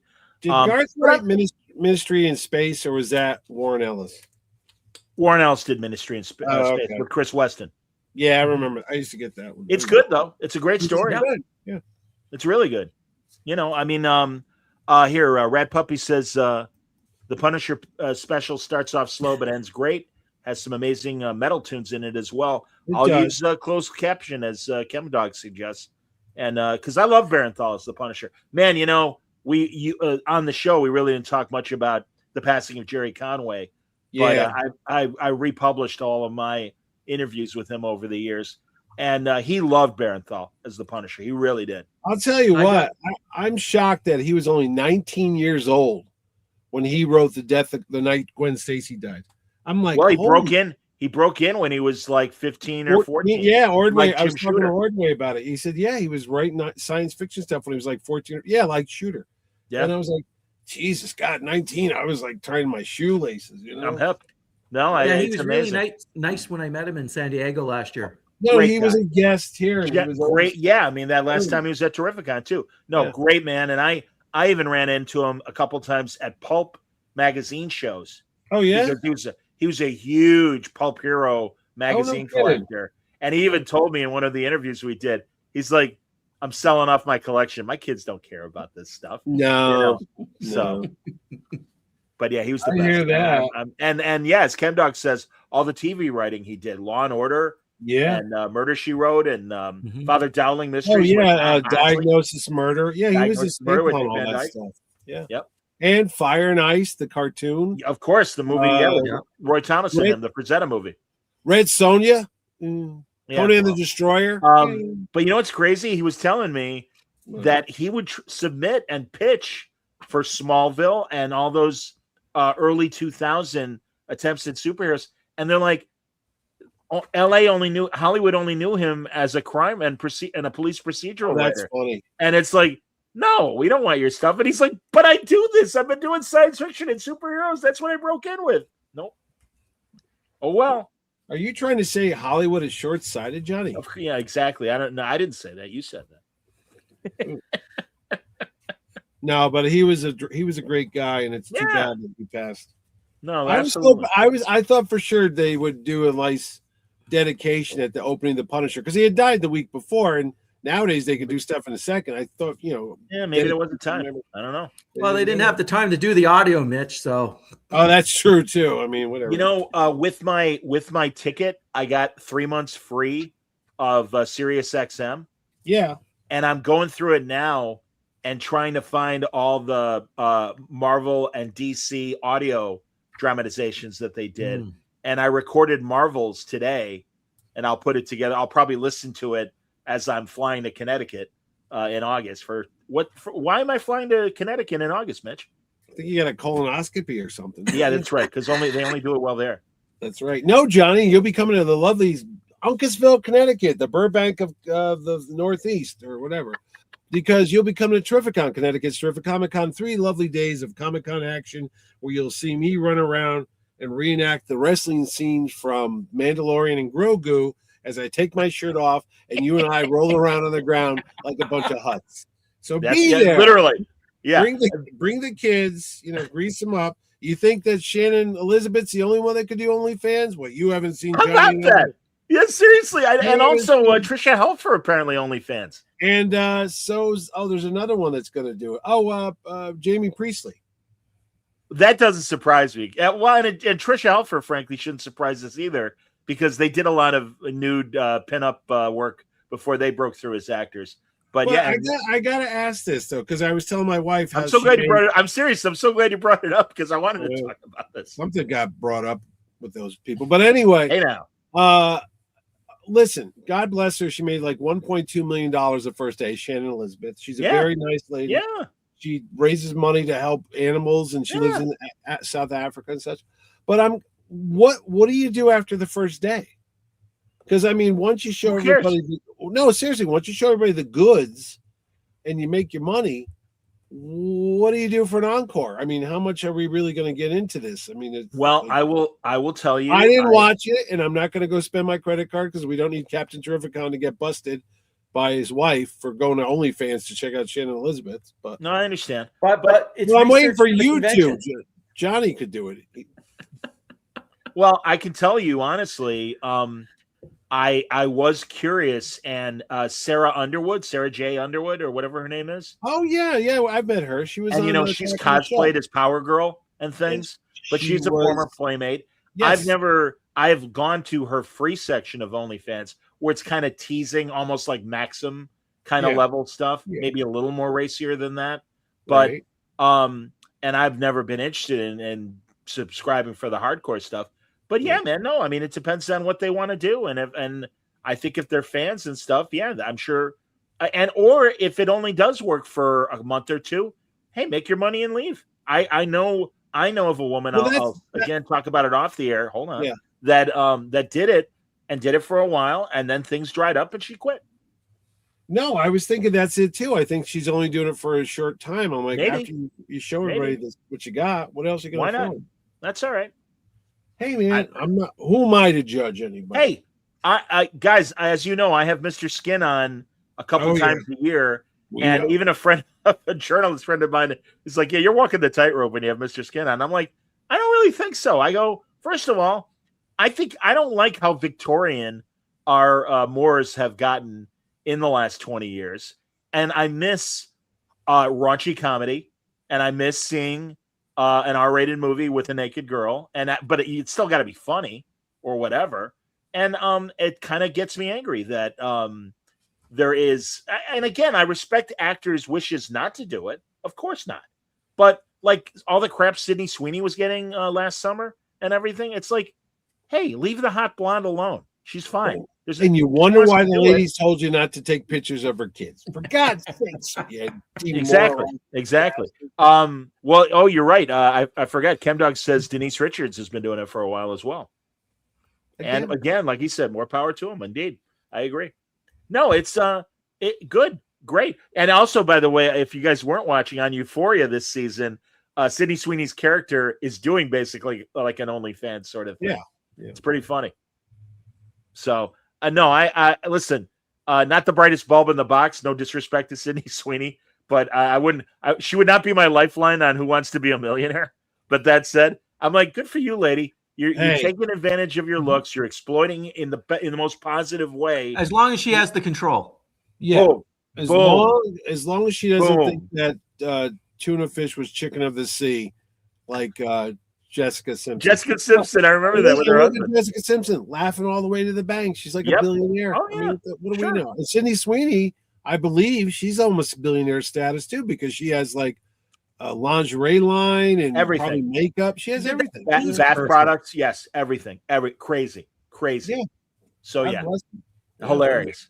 I'm so glad we talked about this. How about this? I was listening. I wanted confirmation of this, but some small town in California, there's a local mayor that has been revealed as a real Chinese agent for China and in American politics. And it was discovered that she is there. And apparently we've seen it in other smaller circumstances, but all the different agents that are like running around from China, just kind of soaking in the American culture, I guess, and like reporting back to the mainland. Pardon? Like a spy? Yeah. For real. A couple years ago in New York City, they had like some type of Chinese mob thing running things within the city. Sure. And they were like, well, what the hell is this? They were like their own laws and shakedowns and whatever. Well, if you catch them, and I'm sure we likely have sleeper agents, or not sleeper agents, but I'm sure we do have agents in other countries as well. But it was just kind of, it's interesting, especially considering I just went to China and I talked to Xi Jinping, a big fan of Xi Jinping. Anyway, but mentioning spies, Wayno, I know, saw the Jack Ryan new movie. I haven't seen it yet.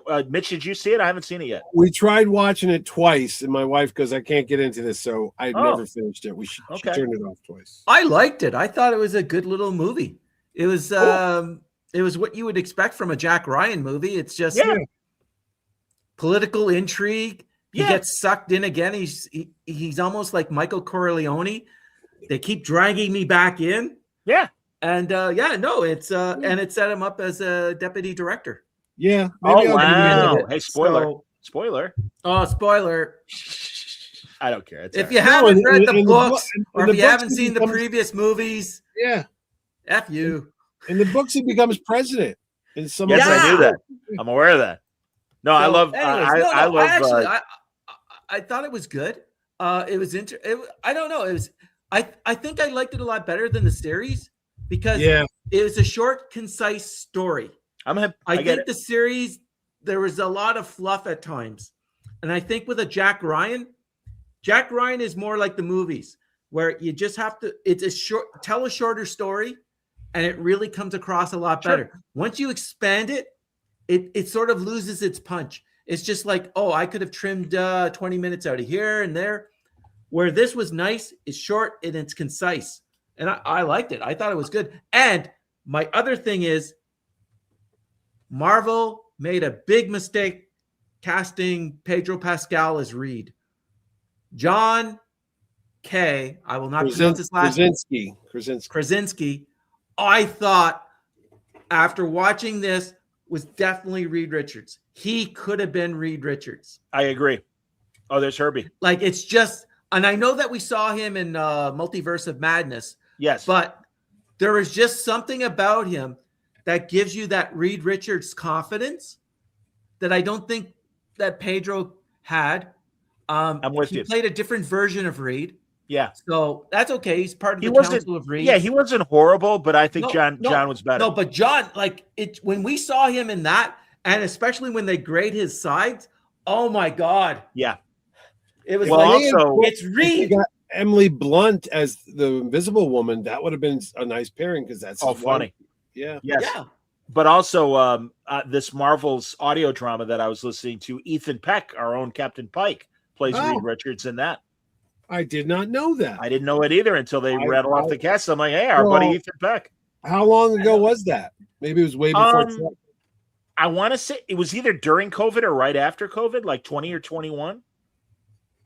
But I was looking for the Wolverine one because the great Ben Percy, one of my favorite people and writers, wrote the audio drama for that. And also like Vita Ayala, who I adore, and I haven't talked to them in forever, but they wrote a Jessica Jones audio drama that's out there. I listened to one that I think Robert Patrick. It was a weird cast. Susan. It was Old Man Logan time period, and it had Susan Sarandon as the Black Widow. It had Stephen Lang. I think he was Wolverine, maybe, and then Robert Patrick, the T-1000 was Wolverine, and Stephen Lang was on it. And it was all these actors, but they were doing these. The guy from 30-something that got accused of sex stuff. He was Star-Lord. What's his name? The red-haired kid with the beard. Oh yeah, Timothy Busfield. Busfield, that's right. Busfield. He was Star-Lord. Old Man Quill. He was Peter Quill. Yeah. Okay, because I know there was an Old Man Quill series too. Yeah. And I downloaded. I remember listening to them all. They were pretty good, but interesting. And I know there's. Go ahead, Wayne. It's called Marvel's Wastelanders Wolverine. Yes. It's Robert Patrick, right? Yeah, and it's a podcast episode. It was a podcast series. Yeah. I think they were originally on Stitcher, but Stitcher doesn't exist anymore. Right. And Sirius has. I think it also has the Wolverine one. I also know there's a Hawkeye. It's Stephen Lang was Hawkeye. It was Old Man Hawkeye, and it had what's her name? The girl, the one that was in the movie. Haley Stanfield. But not her. But the character. What's the character's name? Oh, X-23. No. For Hawkeye, it's Kate Bishop. Yeah, Kate Bishop. Yes, it's all about Kate Bishop and Hawkeye and all that. Sure. Yeah. ChemDog, I love. I'm a big fan of the Big Finish audios. Not only Doctor Who, but the other properties that they do audio dramas of. And Derek Jacobi was Really? the master, I guess, in the latest Big Finish audio. And I know he was on when Tennant was the Doctor. Before the master turns into, I want to say, John Sim, who I love, the original Lifeline Mars, one of my favorite actors. Jacobi, and he buried his personality, and he's this benign guy, and then all of a sudden he gets the memory of the master, and Derek. I mean, come on, Claudius. Yes. Derek. Was. I watched that. I didn't know that was him. He's a genius. I mean, he's part of that Royal Shakespeare. He's part of that Royal Shakespeare, guys. And there's a great sitcom. I know it's on Tubi, or it was on Tubi, a British sitcom called Vicious. And it's him and Ian McKellen as an old gay couple. And it is silly and it's terrific. They are both so damn funny in that thing. And also, excuse me. He was on Frasier and basically played, it was like a Star Trek riff where he was a robot on some old science fiction show. And, Frasier tries to get him to do Shakespeare in Seattle, and he's terrible at Shakespeare and stuff, but he's very, very funny on that Frasier episode. He's great. I love Derek Jacobi. Massive fan. Please. There was 5 Marvel Wastelander series. Star-Lord, Black Widow, Hawkeye, Wolverine, and Doom. Oh, Doom. Yeah. Interesting. And they all team up at the end for the Doom one because they go after. Oh, wow. Yeah. That's like that's like those Asylum anime shows of like 2000 or 2010 where it was X-Men, Blade, Iron Man, and Wolverine, and then they all got together, or they all would appear in each other's shows and stuff. Oh, I didn't know how it ended. Yeah, it was a Japanese anime. Yeah, they used to show them on very. G4 used to show them. Remember G4? Sure, of course I do. They used to show all those. Oh, I know. I'm aware. Yeah. No, they were good. They were really good for what they were. Yeah. And also, DC has been doing audio dramas as well. And I know there's a Flash one and a Batman one in particular. I just found out tonight that DC's going to do an animated Nightfall coming out this fall. Yeah, Jeremy's writing it. Jeremy Adams is writing it. Based on the Denny O'Neil books. Yeah. Right? Yeah. The Bane story, or the Azrael story. Yeah, Nightfall. Yeah, the Nightfall. Yeah. Yep. No, I'm going to talk. Jared's coming on Tuesday night to talk about it right here on Word Balloon Live. Did they say who's the voice of Batman yet? I don't believe so. I don't know if they've announced the cast yet. Because my boy Jensen Ackles will be asking Jeremy. Jensen Ackles was Batman in a couple of those things. I'll reveal a thing that pisses me off. I don't know if Gary Murnau is still doing the PR for DC animation. No, he's still there. I get this. All right. Well, he's a guy that's never been cooperative with me. Oh, I know. And I'm not a fan. He's a piece of work. He is a piece of work. He is. That's putting it nicely. I'll say it. He sucks. He sucks. Yeah. Well, you're not on the press list, so I'm not going to let you talk to these people. I'm like, I talk to them all the time. I'm sorry. Well, yeah. I'm like, rules are rules. I'm like, yeah, great. Oh, whatever. Yeah, I have the audio CD for Batman: The Complete Nightfall Saga. Oh my God, that's amazing. That was made for British. That was made for. I believe that was made for British radio in the 90s. I think. Yeah. Yes, it was. Oh yeah. They made one of Spider-Man, and they also did the Doomsday Superman story as well, and the Kingdom and the Reign of the Superman. I just listened to Kingdom Come on Audible.com. It's good. Okay. Yeah, it's all right. So it's okay. All right, we can wrap, boys. I think we did good. Anything else you wanted to talk about? I'm behind on For All Mankind. I will catch up, and I adore that show. I'm bored with it. I love it. Just like this season, just sort of like, I love it. I got better things to watch. I just got busy with that radio job. Now, on Tubi, I've been binging a series that I've always wanted to watch, and I've only seen a couple of episodes when it originally ran, was Lex.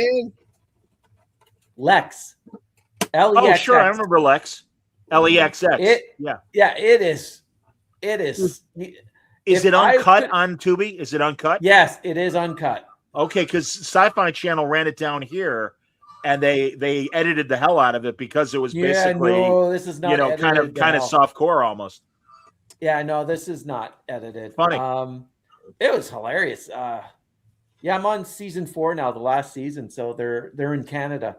So it's just like you can tell the money ran out when you're starting to film. Yeah, when you're starting to film your locations in Canada. A couple comments from the people. Chemdog said he loves the old Power Records of Marvel and DC. I agree. Yes. I'll go one step further. They also did Star Trek stuff. They got sound-alikes for Spock and Shatner and Nimoy and Shatner. And they're obviously not them, but as a little kid, I thought it was really them because it's close enough. Space 1999. Yes. If I remember correctly. All the Planet of the Apes movies. You can find, there's a podcast out there called Power Records Podcast, and they put all of them on there. And I've even listened to the Kojak one because I was going to mention that. Yes, I have too. And it's also those both the audio and somebody flipping through the pages of the comic. There, a lot of them are on YouTube as well. Oh, really? And, yeah. And mentioning YouTube, I didn't know this, but I read an article today. Apparently, the Phantom 2040 animated series is on YouTube currently, all the episodes. And there's a new one in the works because everywhere else in the world, beyond North America, the Phantom still is a big deal. Yeah. Australia. And I love that. And our dear friend Alex Saviak has done many a Phantom comic book for the foreign press. Funny you should mention that. I just watched a documentary on YouTube that I found just by accident the other day. It must have been for the Phantom movie back in 97, but it's got Lee Falk in it. Yes. And it's got some of the artists like Keith Williams, who was an inker. He's on it. And everyone's talking about, and Billy Zane comes on. And I can't think of the girl's name. She was at my show. She played Christy Swanson.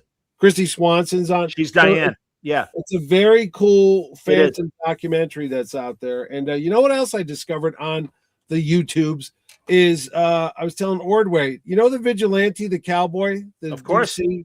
Greg That's Saunders. why I got this hat now. Yep. He's got his own serial, and Jerry didn't know he had a movie serial. And it's the traveling troubadour.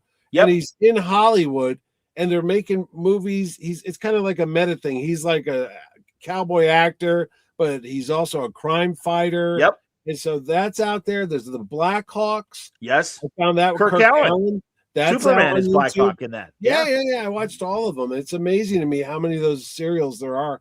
The best one though is the Captain Marvel one, dude. Oh, well, that's the greatest. That. When he's throwing guys off the tops of buildings and shit, he don't play. Supposedly, Hugh Hefner used to show the Spy Smasher one. Oh, that's a good at the Playboy Mansion, and that was one of the inspirations for William Tozier to do the Batman TV show. Oh, no kidding. Oh. Speaking of old shows, I'm actually doing a rewatch of all the Superman George Reeves shows. Don't ask me why, but suddenly I haven't watched them in 50 years, and I don't know. Those black and white episodes I think are amazing with Phyllis Coates. I mean, I love Noelle Neal. Yeah. And really had a bad crush on her. But Phyllis Coates is great as Lois in that first season. Yeah. And I always say it's still a kid show, but it's less of a kid show. It's like a radio show, actually, because the scripts sound like if you turn the sound down, you could picture these being on the CBS Mystery Theater because there's a lot of ghost story stuff like the haunted lighthouse and Jimmy and Clark go to some island and there's somebody screaming and some guy fakes his own death and stuff. The first Kryptonite story is really good. Yeah, that's in there. And Panic in the Sky was one of them where Superman knocks out the meteor. A meteor, but he gets the amnesia. Yes. And they're like, don't you know who you are? And it amazes me because he's in bed with no glasses, and not one of them picks up like, hey, he looks just like Superman. But then they get stupid. They get dumb. Once he goes to color, they're stupid. Yeah, well, that's the thing. It became more of a kid show when it went to color. Yeah. But in that episode, he falls through his shower door and it's glass. Yeah. And Jack Larson as Jimmy Olsen, oh, Mr. Kent, don't get glass on your back. And I just like my buddy Chris Stillman and I would just say that to each other. Jeepers, Mr. Kent. That Jimmy Olsen, man, he's I don't know what he actually does at the Planet, but I don't think he does much because he's an interesting character. Oh no, dude. Are you What is kidding? he, like, That's why. 30? What is he, That's about 30 years why. old? Yeah, I don't care. That's why we got a Jimmy Olsen comic. Was the popularity of Jack Larson on Are the you TV serious? show? I'm dead serious. Because I'm watching this going, do people like this guy? Oh, he's Because I'm just hilarious. going, he is hilarious. He's like a Jerry Lewis, honestly. He's like, that reminds me of like. I don't think he's as overt as Jerry Lewis, but No, but I think they were going for that. Like that kind of wacky. Sure, wacky teen. Cheap as the Kent. And then I didn't realize, we know George Reeves kills himself, but the thing of it is John Hamilton, who played Perry White, died after that last season, and they were recasting him. They got the Perry White from the serial to play him, and then they couldn't do anything because Reeves killed George. himself. Well, Yeah. Marty Pasco the great late Marty Pasco told me they wanted to make a Jimmy Olsen series, and they were going to use existing footage of George Reeves, so Superman would still be in it. And Jack Larson is like, that's the most ghoulish thing I ever heard. Absolutely not. And Larson, like in Adam West and others, that really screwed him as far as acting for years. Oh, yeah. That was it. But he would, so like a lot of actors, he went to Broadway and also was actually a very good writer and wrote several plays and librettos for operas and musicals. I mean, he's there's a great interview with him from the early 80s on David Letterman. And it's really great. And that great episode of Lois and Clark where they age Jimmy and Jack Larson gets to play Jimmy Olsen again because he's an old man. Oh, I didn't know and that. of course, Superman returns when he's the bartender. That he's Bibbo, and that's how Ordway got a check because they call him Bib for one thing, and that's all it takes to get money from the man.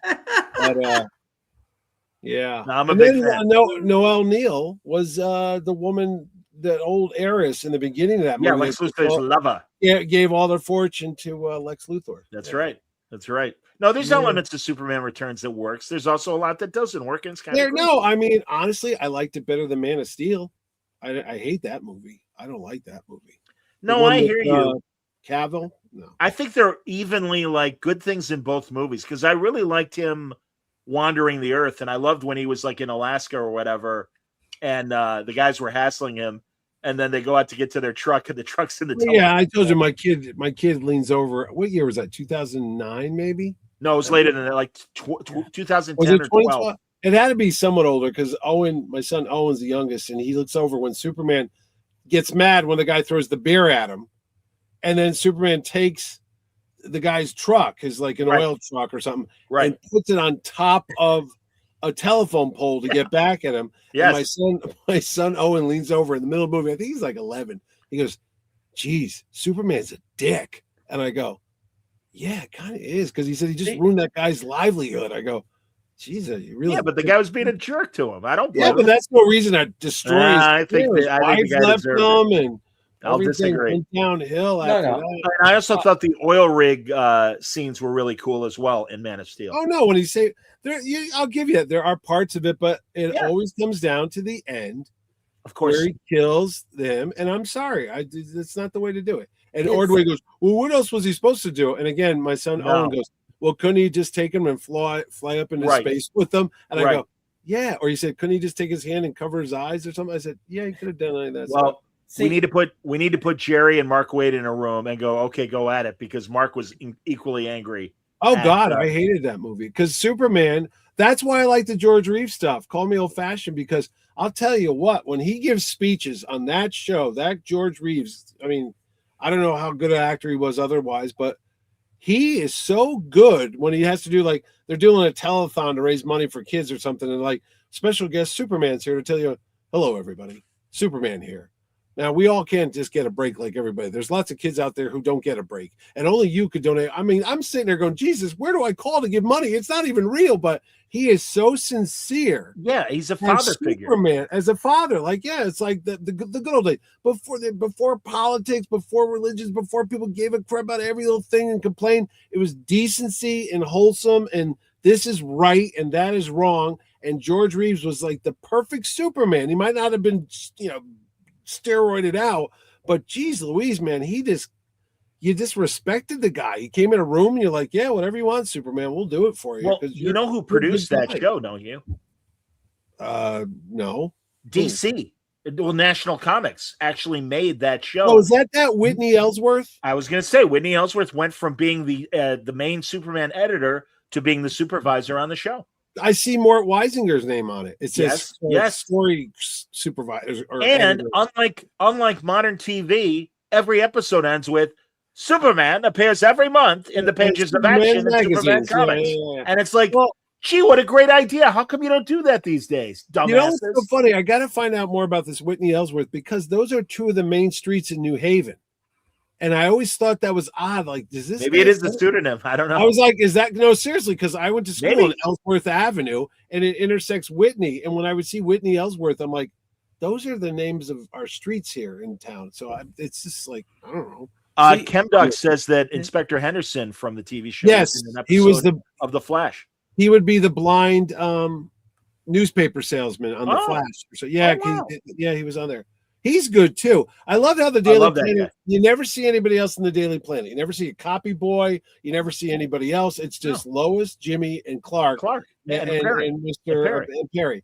Nobody else works there. There's no presses or whatever. And the office is just one typewriter and one desk, and that's it. There's nothing. But else. also, I just like that. I mean, they make Clark a little more timid than Superman, but also, and mentioning Inspector Henderson, you'd have those great scenes of, look, Kent, I can't tell you everything. Don't give me that, Bill. And he'd get in the inspector's face and be like, Bill, you're holding back. All right, Kent, here's the real story. Clark's a badass in those shows. Yeah. And also, I mean, that's the thing. They always save Superman for like Act 3.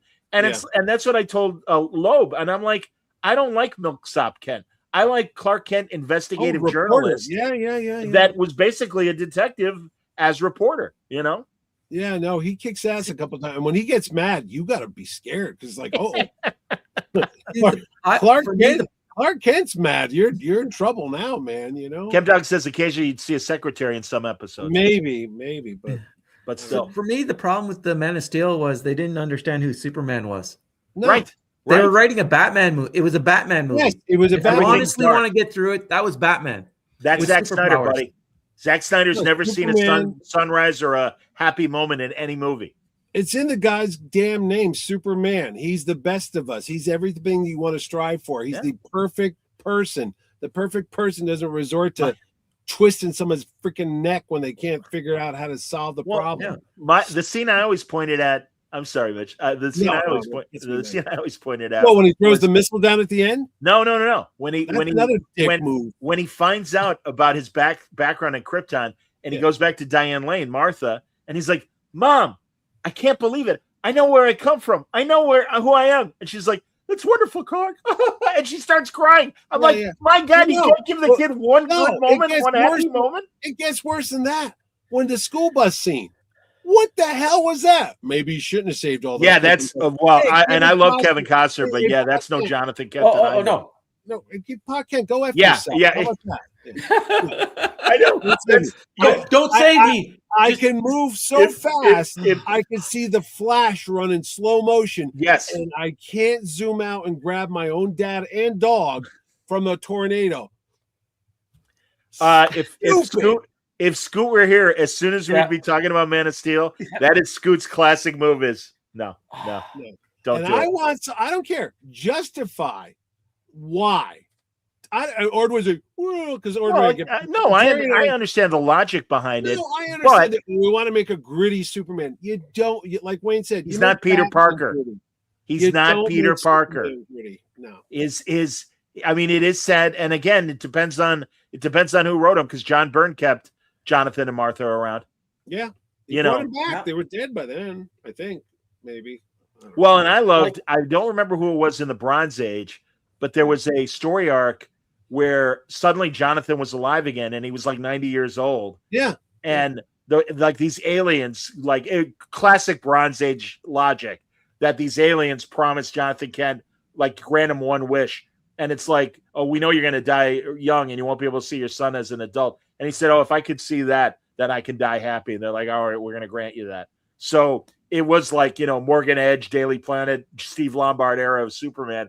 But Jonathan was around in this story. And it was great because, kind of like Pete Ross, he'd like create a diversion so Clark could get away. Well, no, I thought the other scene we're going to talk about. So the army's tailing Superman or whatever at the very end, and he throws a what do you call it? Like a drone satellite or a dish? missile or something right in the middle of the street, and then the general gets there and goes, "Are you effing stupid?" I'm like, again, why? Oh, General, don't follow me. Hey, Superman, you just ruined like a couple $1 million satellite thing. Why? Oh, I'm from Iowa. Well, they must be stupid in Iowa, wherever the hell you're from, or Kansas. I'm sorry, Kansas. And I'm like, you just ruined that thing. Whose side are you working on, buddy? You know? I don't know. Well, all right, and I disagree with Rad Puppy. He says Cavill really wasn't Superman until the end of the Justice League. Wasted potential. I agree with wasted potential. Oh, we can go on about that movie too. I mean, Yeah. the Zack Snyder version. I've watched them both, and there's a lot of cool elements in the Zack Snyder Justice League, the dark side, and the scene all of Apocalypse. I like that. That was good and good, but no. Guys, I hadn't really seen the newest Supergirl trailer until today. Oh, I did, yeah. I think it's great. And all these jerks that are like, oh, Millie Alcock, she's not cute or what. And it's like, oh, for you guys are God's sakes. idiots. Like, these guys got a chance with her. What are you worried about? I mean, let's get real. I think she's an adorable kid. Let Uncle Mitchie talk to you in that George Reeves voice. Okay. Don't stop putting other people down because of the looks. Because have you looked in the mirror lately too, son? You're no Raven Beauty. No one's breaking hearts looking at your ugly mug. Supergirl's fine the way she is, and if you don't like that, you could stay home and look at your Playboy magazines from 1972 if the pages aren't stuck together enough.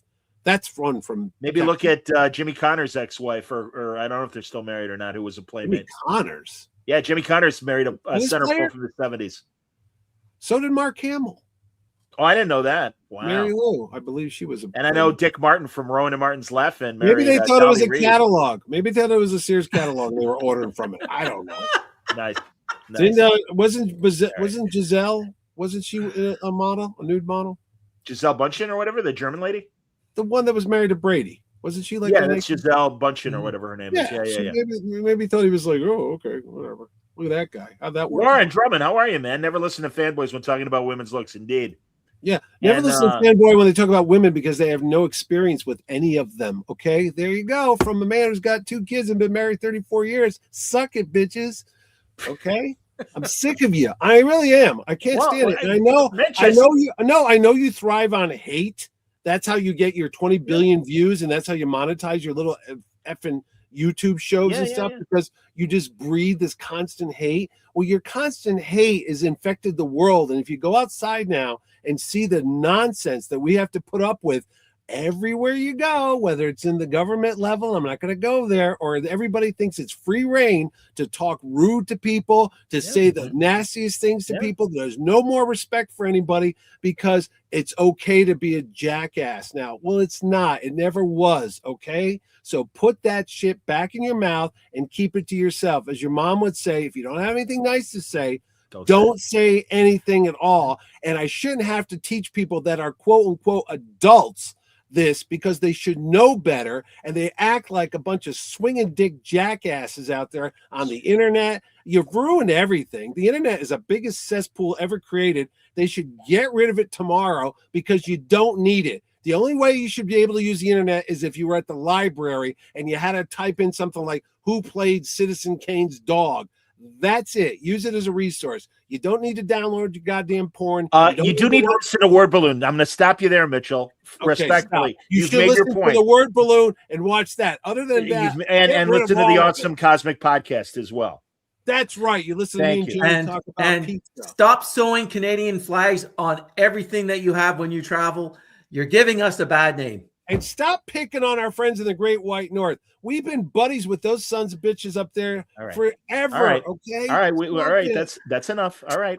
I let you do your commentary. That's all right. You've got your own platform. God bless you. But I get little nuts. I know it's all right. No. I saw Supergirl today, and I said to my wife, "Oh, look, Supergirl's coming out." And I have already heard from people like, "I'm not going to go see that." Then don't go see it. Keep it to yourself. I know Tom King. He's a great guy. He wrote a great story. I can't wait to see it come to life on the big screen. Agreed. I'll be there the day it opens with my ticket. If you don't want to do it, stay home. It's like what I said earlier, where they were going on about Sigourney Weaver being a 76-year-old person in an X-Wing. Who cares?